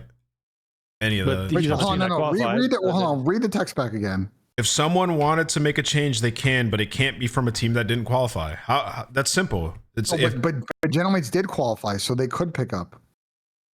What? Yes. Gentlemates can pick up somebody who is free agent. I'm saying the Neptune, but Neptune wouldn't have to leave Gentlemates. They could still sell them on or loan them out. Based on the text that you just read to me, that would work. Yeah. Okay. They don't have to release him. They just has to be a move. Well, either way, like Ben said, I agree. I don't think it's a good idea for Neptune to go like a bottom team like Boston or Cloud9, but I still think a team like Koi, maybe Falcons, maybe G2, and like theoretically FaZe. I don't agree with FaZe making a roster move. They're not changing, bro. Of course, I know. I'm just throwing him in there for the sake of argument. G2, Falcons, and Koi are the reasonable ones where I could see them picking up. Why does everybody keep saying Falcon? Why is everybody saying who is he taking? What spot is he taking on Falcons? What? That one doesn't make sense. Okay. Let's just be absolutely clear. I'm not saying that Falcons need to make that move. I'm saying if they were to make that move, I wouldn't be mad at it. Right? The instruction makes sense for Falcons. And I'm also and then G2 Envoy is not teaming with Neptune again. The only one that makes sense is like Toronto. It's like Toronto, maybe. Yeah. And then you wonder why Toronto's taking so long, really. And then also, no, that doesn't make sense. But hear me. I was saying like, low key, Miami on some weird shit. But like they'd have to switch their comms up, which I don't know if it's possible. But that's the only other one I could really think of. Like, so is Neptune just cooked then? Let's go down the list. All right, so let's go all regular season. So this is probably the top 8 that's going to champs. So G2 no. Let's say Riyadh no. Gentlemates, FaZe, Thieves, and Optic no. So that leaves literally Koi and Miami. So like, I guess Miami probably won't do that. So then it's literally just Koi. So yeah, he's unfortunately put himself into a bit of a tough situation, I think. I mean, the real limiter, the G2 one would be such a good one because we know Byron if you just had one traditional AR, Byron could particularly that because he could pull out 4 subs because Byron can run a sub, but like he would have to resolve whatever shit's going on there with Dill after what Dill said. So no, there's no way. That one might be chalk. That one might be chalk for a while, I think. To be fair, I forgot about that. That's my fault for bringing up G2. But I mean, I guess he could replace Envoy, but can Miami come in English or no, Ray? I have no idea. I don't see. I mean, I've had conversations like lightly with some of their players in the past, and their English isn't that bad. It's pretty good. But to that'd be a pretty big shift to just do that. Yeah, I don't see them taking that. Would be insane. That'd be a pretty big shift. I think you'd have to assume, I think we agree Toronto probably the best fit. You'd kind of have to assume that was part of the conversation whenever they dealt Joe. Like my assumption is that just moves that I've heard that have been done in the past. I'm not saying this is the case or not, but they probably the buyout aspect would have been null, or if any, very little. Yeah. So they probably would have taken it more as a trade situation. Yeah. And I think the expectation, if Nep's not going to play, is that he eventually just gets dropped from the team and his contract's nullified. So then you'd see teams move for him because they don't want to pay the buyout. Like that'd be my guess. If he's still if it's true that he's still under contract with Mates, that'd be my guess. Yeah, because they wouldn't have had to pay as much, right? So he's probably chalk for Toronto. He might just be done, dude. So the rumor was initially that he was going to get traded. Say that again. Fell through. The rumor was initially that he was going to get traded to Toronto. But that's I guess that fell through. But it's always weird. Like if you're a team trying to push for a change and you're trying to get another player, you can't really use that player you're dropping as leverage. And if you're trying to push that to another team, that other team will say no, because why? Like you're going to drop that player anyways. I'm just going to wait till you drop him to pick him up. Yeah. And if they don't drop him, they just got to keep paying him, which is not good for them. It's like negative for everyone basically in a situation. I mean, correct me if I'm wrong, but the Koi for Ezreal trade was like the first of its kind, no? Yeah, I'm pretty sure it was the first trade. Yeah. Yeah, like 1-to-1 trades really don't happen, which makes sense because it's only a 4-man roster, right? If we're talking like MLB 40-man rosters, that's way more, way more likely and reasonable. But yeah, but thank you for the question, though, Frankie. We're worried about you, bro. Boys. See you next week. I'm here, man. I'll be here next week, I hope. All right, brother. All right, man. And the other thing with Toronto, and I said this on the flank, is like knowing their ownership. Like Neff's got to have the world's greatest answer for whatever the fuck happened this year, or yeah, Adam Moo's like, nah, I'm good, bro. Wait, the greatest answer, like in terms of what? Like, what happened? How did I contribute to that? And what am I going to do different so it doesn't happen going forward? Yeah. Okay. All right. Let's get Vito in here.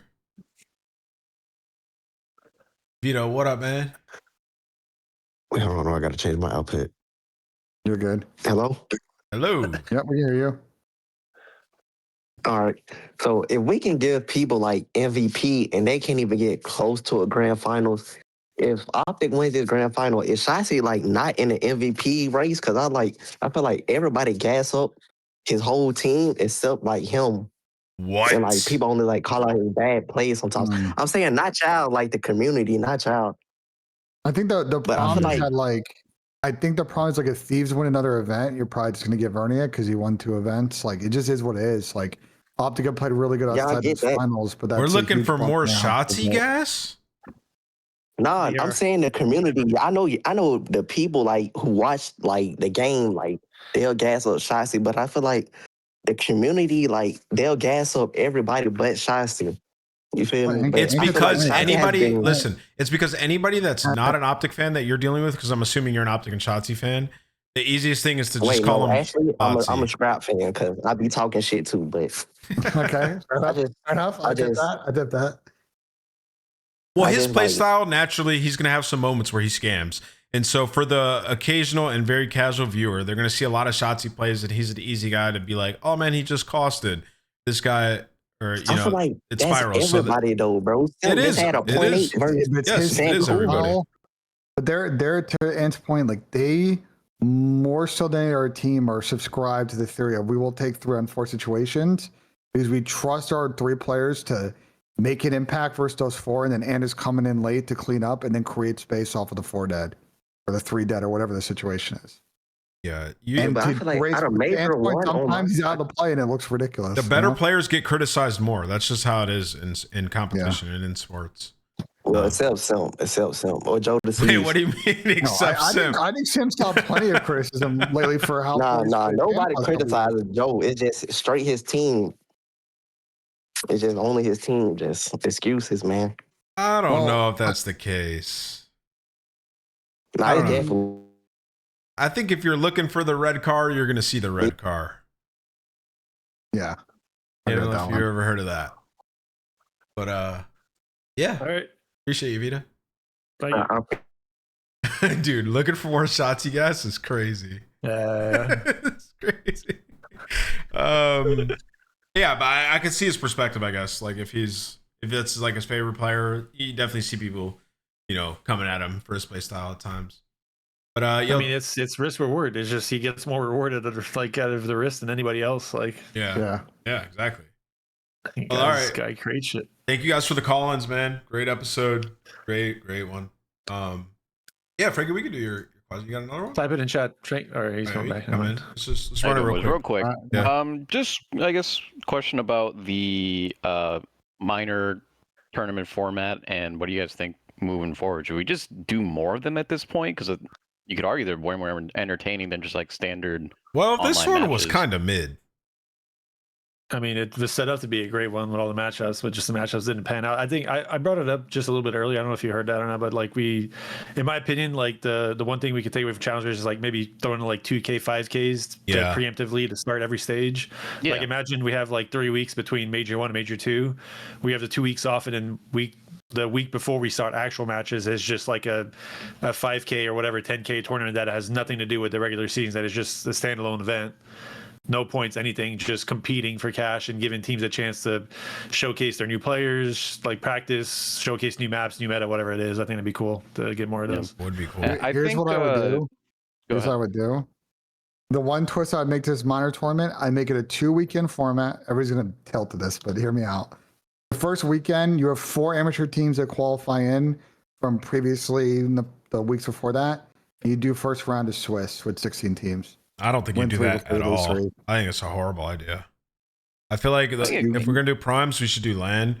But I also think like I think if we just did more like to Ray's point, if we just did more tournaments. But I think they should attribute to champs. I feel like we should have more tournaments like this, and they should have champs points on it. I think we should have a last chance qualifier before champs after Major Four is done. That'd be sick. Like Yeah, there should be another event Mhm. afterwards because a lot of these teams, and it's the same thing when we talked about the pro points, they change throughout the year. Yes. And if you are I a bottom, and here's the thing, and why a lot of these bottom franchises, I get that there's other things working against them, and they're slightly, impaired management wise. But when we get towards the middle of the season, they can find the talent that's in there in challengers, and they're already hella behind a Thieves or an Optic or FaZe who spent all the money.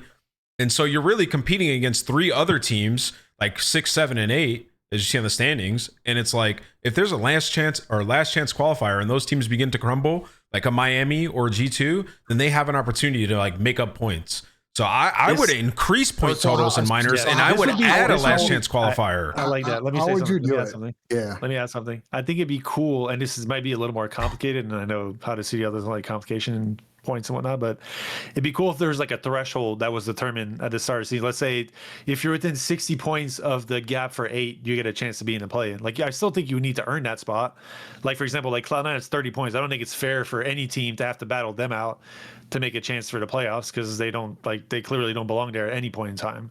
But like right now, Carolina is a team to me that, from a roster standpoint, in my opinion, could actually beat out Miami and some of the teams that are closer to the gap right now. Like, No, the other problem is it makes it very hard to plan an LCQ if you don't know it's going to be 3 teams or fucking 7. I mean, So I think a better. But it's still a tournament, though, Ben. It's like you have LCQ with money on the line, and it's still a tournament. And it's not just like LCQ qualifying for those teams. It's like, okay, can Thieves jump Optic for the 1 seed? Can Gentlemates jump FaZe for the 3 seed? Like, it's not just how like. Would you do this? How would I do this? Would you go like top 6 and then the other 6 are fighting for 2 spots? Would you eliminate 11 and 12 and just say 4 for 2? Like, I mean, I think there's different ways you can do it. You could do it that way, or you can do it strictly just points related, right? To where it's like, okay, there's this many points that are on the line, or like what Ray said, where there's like, it should be within like a gap. Like if you're within, 30, 40 points, then yes, that's a play-in.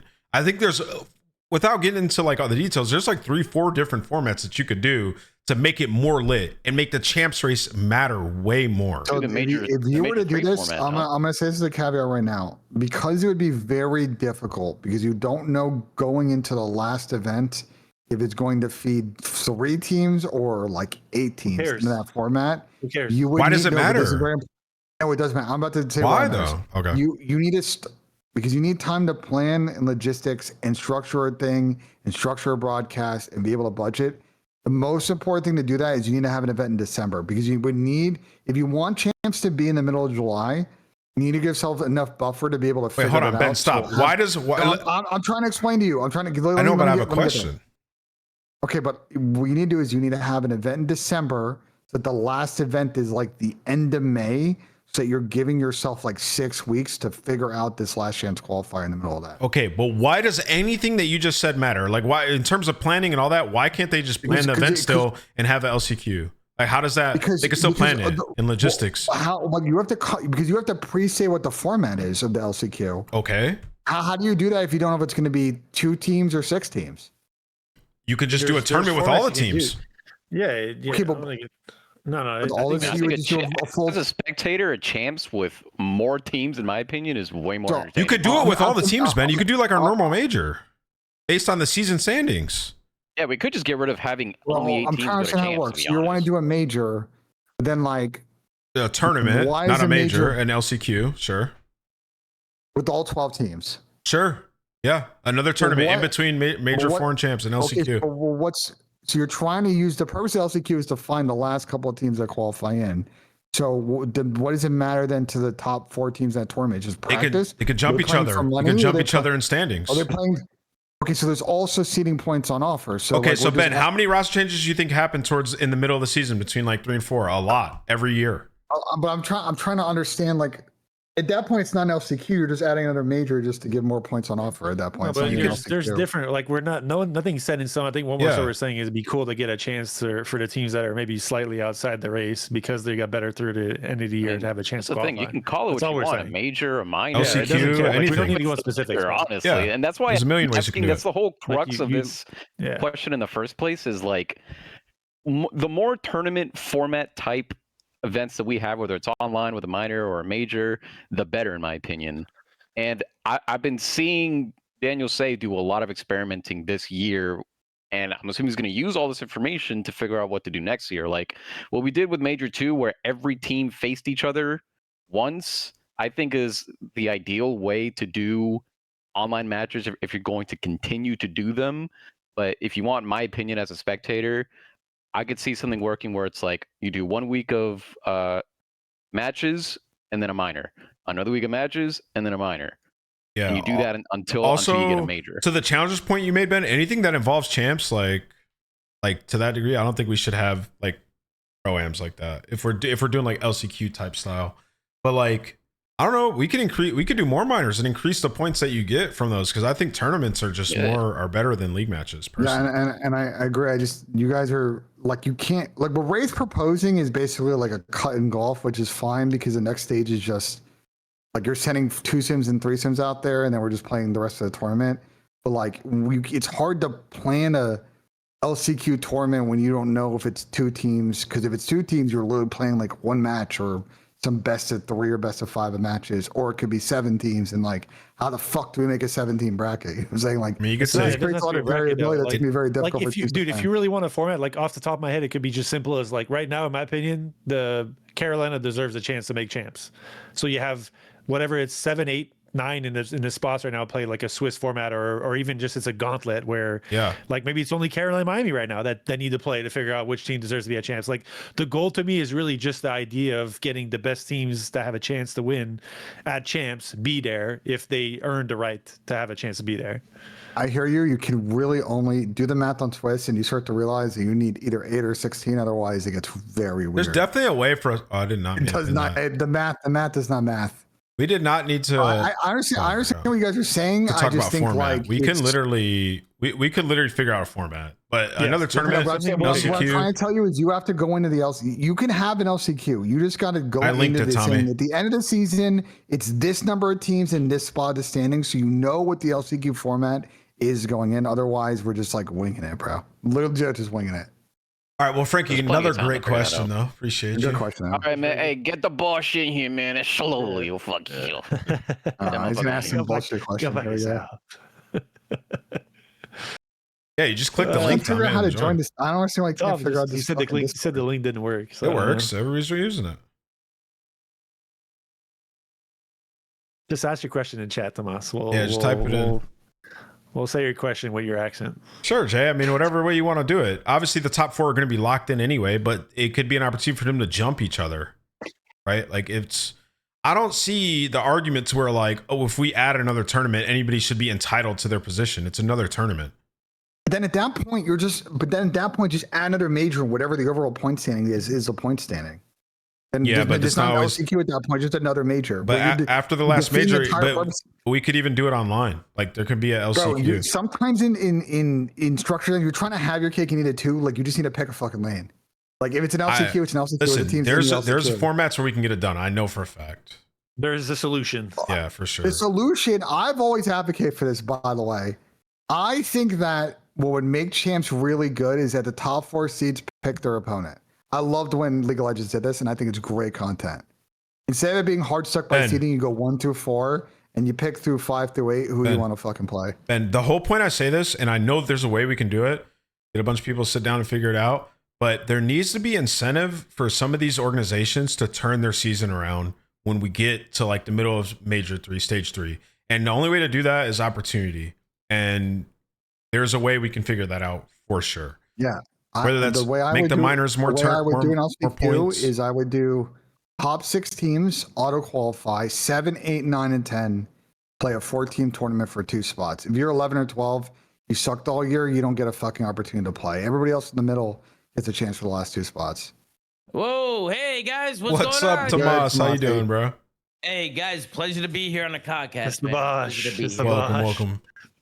I want to ask a question. Obviously, Damon made a lot of comments about Ben regarding vetoes, and I just wanted to get Ray Nameless's opinion on this. And then, of course, if Ben wanted to add on to that, I know Damon had some choice words too. I don't know if you guys saw the clip. He had some choice words for Ben. I didn't see the clip. Can you? I actually saw it this morning.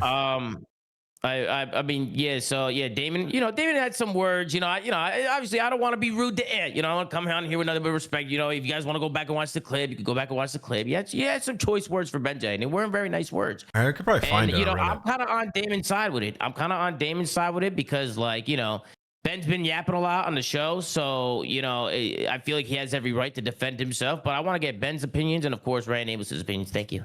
All right, so yeah, Ben, you wanna go first and respond to Damon, because I don't know if you officially responded yet, have you? Damon was frustrated. I don't know what. I'm still confused what Damon was talking about, because he was talking about me. He says that we don't gas when we talk about remember we had that conversation last week? We're like, Falcons versus Optic. I wonder if Falcons is just gonna somebody link it, please. Falcons best maps, and I think Damon got frustrated that we don't gas Optic's map pool enough, and that we talk too much about vetoes. But I also think that it's a valid point of them picking Colossus map 1 in those series and them not winning that gamble. And I think you can't.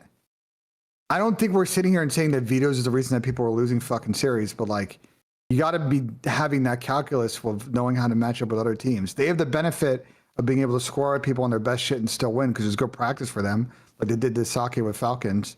But sometimes against Thieves, giving Thieves the opportunity to get now Scar Overload fucking twice, that has not been a particularly great map for Optic recently in that matchup. All right, so I think Damon was 100% within his right to say that, because the more I thought about it, after I saw that, was well, they win basically fucking every series that they play all year long. Yeah, and they've lost in the final. So honestly, to criticize their veto approach is really disrespectful when they literally have the highest win percentage. I'm criticizing their veto approach in finals only. I don't give a shit about the rest of it. It's really just the finals. Yeah, but I mean, it's hard. Veto in the finals changed all that much. Yeah, because the finals though is the two best teams in the tournament, so it's they're both going to have pretty expansive map pools, and for Optic, my beef is that the first two finals they played this year, they picked Colossus map 1, where the other team had just played a series on a map that is if you're in rhythm, you're in fucking rhythm. I think structurally, that is one of those decisions that, to me, from the outside, seems like a risk, even if you're good at that map. Okay? And that was, I think, fair criticism. And then in the last event they played, they went with the Team B strat. And the problem with that is that gave Thieves that map 6 comfort pick on the map that they had been good on all season, and gave Optic no chance to, structure the series way without one half. Yo, but it's unfair because they're trying everything, bro. They tried Team B, they tried Team A. But we're allowed to have the convo. Calling me fucking you used a word that I don't want to use in a podcast. Okay, that's unfair. Yeah. It's ridiculous. It's a valid conversation to have. If you don't like it, too bad. I don't know what else to say. Bro, hey, you're mind blown right now. Just be honest. Yes. Are you mind blown right now? Damon. We know Damon. He probably shouldn't come at Ben like that, name wise and stuff. But yes, I thought about that because I've criticized their vetoes before too. They're winning the most. You can't really criticize the team that's having success in all their vetoes. They're 3-0ing people, they're 3-1ing people. It's just finals is a different beast. Ben, weren't you saying that you were saying that they shouldn't pick Colossus game 1 in Major 1? It was their best map at the time. Ben. Yes, but as I said at the time when we discussed it. Answer the question. Is it yes or no? Yeah, I do not think that. I think that was a better pick later on in the series. They're on his ass. Or force the other team to pick it. I don't like. I just understand structurally. Ben, can you tell me you're asking your question? Let me answer your question. Don't do this leading thing. It's a yes or no. It's not a yes or no question, because I'm telling you why I don't agree with it. At the time, and I have said this a million times, I didn't like the pick because against Gentlemates and FaZe, both those teams were also very good at that map, and both of them were just coming off a series they had played 15 minutes ago. I think it is a risk that you don't necessarily need to take when Optic have other maps in the pool that I think were still good matchups against both those teams. Did the same thing not fucking happen Major 3 and Optic won it when Thieves picked it? Yes, but my criticism at the time, and we talked about it in this vetoes, and then they lost their 2 map picks in games 2 and 3. Yeah.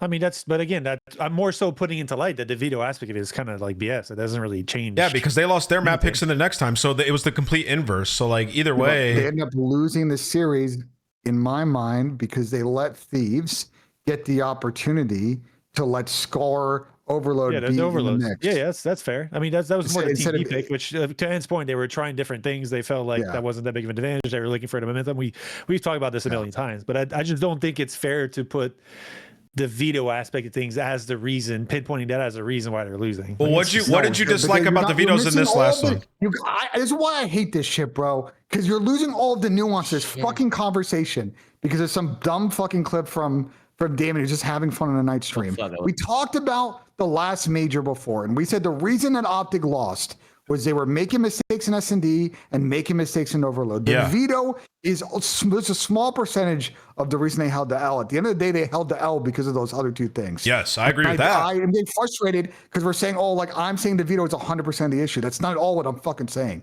I'm just saying it's a conversation that's worth having, and you can have an opinion on it. I'm not saying it's the reason that they're losing these fucking series. No, so I would say, Tommy, great question. I would say there is nuance to it. So when you brought it up after the Colossus the first time versus FaZe, I feel like it was valid there. But like to say it, if it was like encompassing like, the way that they vetoed in finals has been bad is unfair, I think. But like, yeah, because like here, like what would you have issues with in the minor final? Like, I mean, they got rid of Sake. They were 8-0 on Sake, and then they picked Scar map 1. Optic have been great at that map. When I saw these vetoes in real time, I didn't really have any like theoretical issues with it. Okay, like Thieves are really good at Fridge S&D. Thieves are really good at Sake Hardpoint. Those were good vetoes out of Optic. Obviously, white banning Gridlock, you're putting Scar Overload in play, but I think that ultimately Optic wanted to see how they could play on that map. And look, like it's a bread and butter for Thieves. It's in the pool, and like ultimately that map came down to I think Hydra making some insane individual plays to win that map. Ultimately, why they lost this fucking series, and what I've been saying all week on stream is that if you're Optic, you got to get off to a better start in the series, and you can't lose by 150 points map 1 by 5 rounds in the fucking S&D in the first 2 maps in best of 7, and then get smoked in map 3. Like you're just putting yourself in an 0-3 hole. Yeah, you definitely can't get cooked 3 maps in a row. You got to get early momentum in these series, and that is. You shouldn't lose the first 2 maps in the best 7. Yes, Ben, we agree with you. Ben, why are you so mad? But I'm not saying. But this is the thing is like I'm not saying that I'm saying the reason they lost is because of vetoes, because there's other shit too. Yeah. But it just gets clipped and everybody runs with it. Why am I mad? Yeah. Because I feel like I'm the victim of the fucking clip economy too much these days. Not victim. Don't say the word I'm a victim of the clip economy. But bro. Ben, if we put takes listen, Ben, I've been in this line of work for a while. If we put takes out there, people are allowed to put their takes out in response, bro. And then I agree, but they lose all the context and nuance of this shit. And I end up back and forth with someone that called me fucking, some late night fucking names on an AOE fucking 2 watch session. like I don't know. Like it is what it is, I guess. Ben, how you the victim, Ben? Ben, how you the victim? It's just how it is as a creator, bro. The clips economy does fucking numbers on social media. Then I get asked to react to a clip of someone reacting to a clip of me, and I'm like, okay, well, now I'm just in this funnel of just content, I guess. It's the line of work we're in. Good work, Ben. Yeah, it's what it is. It just is. It's what it is. What's up, Tom? That's a good thing, though. That's a good thing. If everybody's resurfacing your clips and talking about you, it's a good thing. I would love if Damon called me out. I would be hyped. I'd be like, "Come in here, let's talk." Like, it's about the 19th time I've talked about this in 3 days. So man. Yeah. Like I don't know what to say. The first time with us, Ben. It's the first time with us. Yeah. I saw I mean, clip economy is crazy though. No, it is though. It's a clip economy, bro. It's a big thing in creator circles, bro. That people just there are a lot of people out. Listen, there are a lot of people out there, and we all know this. There are people that are going out there and clipping stuff that we say, and they put it out there on the timeline. Yeah, but they type out a text that does not match the context. Wait, Tommy. At the same time, Ben, let me finish. Like we criticize I know every team, so like I know what the fuck they want, bro. What I'm saying, what I've realized now, and you guys have probably seen it too, is that people, not 100% of people watch the clip. They do read the text. They read the text, and that's a problem, bro. That's what the clip's about. Did you see, Tommy? Did you see the other day what they did to me on the TL? He deleted it though. Yeah, that was crazy. Bruh, I was in Ben's call early morning. In the morning sometimes we talk about sports. We're old men. We're talking about football, and I'm like, yo, Kyler Murray's got to play better. If he gets back to like 70, I said Kyler, I didn't say Murray. I said, if he gets like 75% of like his potential, dude, they'll be nice. If Kyler plays better, he clipped it. And he goes, Nameless is on Hook's ass again, calling out Kyler. Oh my God. I had a million tweets. I replied, I said, this is literally about the fucking quarterback, Kyler Murray, dumbass. The worst part is that if you so go back funny. and watch my VOD, if you go back and watch my VOD, no, Ant said that and then realized at the end of it, said, by the way, if this gets clipped, I'm talking about Did Kyler I actually? Murray. I don't remember that. Yes, that part's not included in the clip. Yo. It's the funniest part to me. These are scumbags. But that is the thing, though. Hilarious. That is They the thing, cut though. that out, dude. They cut that out. That Yeah, is of course. fucking- That's fucking horrible. Suck, No, that is true though. I will say it's criminal these days, bro. And when you see some of those accounts, it's actually crazy to me that some of those accounts, like people actually follow them and like actually take them seriously. And I can't believe what I'm seeing. Yeah. I don't know how people fall for that shit. I can't lie. Because people are busy lives and they want to get a download of what they miss and what happens, and those accounts constantly update, provide info, so people use that as like a source of information. The problem is that unfortunately the meta on social media is rage baiting and misleading info, and you're just not getting like the actual truth. You're getting a sometimes complete opposite Yo, version. Ben's spitting. But yo, can we all agree that Ben's favorite phrase is "the problem is"? Yeah, that is my favorite phrase. You could literally be like, yo, this album's fire, and he'd be like, yeah, but the problem is, yeah, he loves that. Well, all right, that'll do it, Tommy. Thank you, bro. Nah, everything Ben just said is facts, though. That is facts. Yeah, it is facts. Thank you, Bosh. The internet, they can change the narrative quick. You know what I mean? Quick, bro. Be like that. He'll flip on you quick. But we gotta end this man, one, what a man. Of question. Yeah, guys, that's thanks for having me. course. No problem. Appreciate you, dog. Yes, sir, man. Yes, sir. Hey, appreciate y'all, man. Appreciate y'all. Absolutely. Absolutely. All All right, right. send it on that. All right, chat. We're gonna end it on that one. Long episode, a lot of fun. Ben rolled with the punches really well there at the end. That was fun. You did. You handled that good, Ben. You handled that good. But Ben, you gotta those moments like that. If you handle it like that, trust me, it's way better, dude. Way better. Because like, if we put shit out there, shit's gonna come back to us. It happens all the time. It's normal. That's how It's it should so be. normal. No, I but my thing is I just get frustrated with like You just don't always have to fight back. I'm not a fan of just all these like pros and ex-pros just calling me fucking names on stream now. Well, that's not okay. But That shit's starting to pile up, and it's like, but it's off of like misleading clips without context.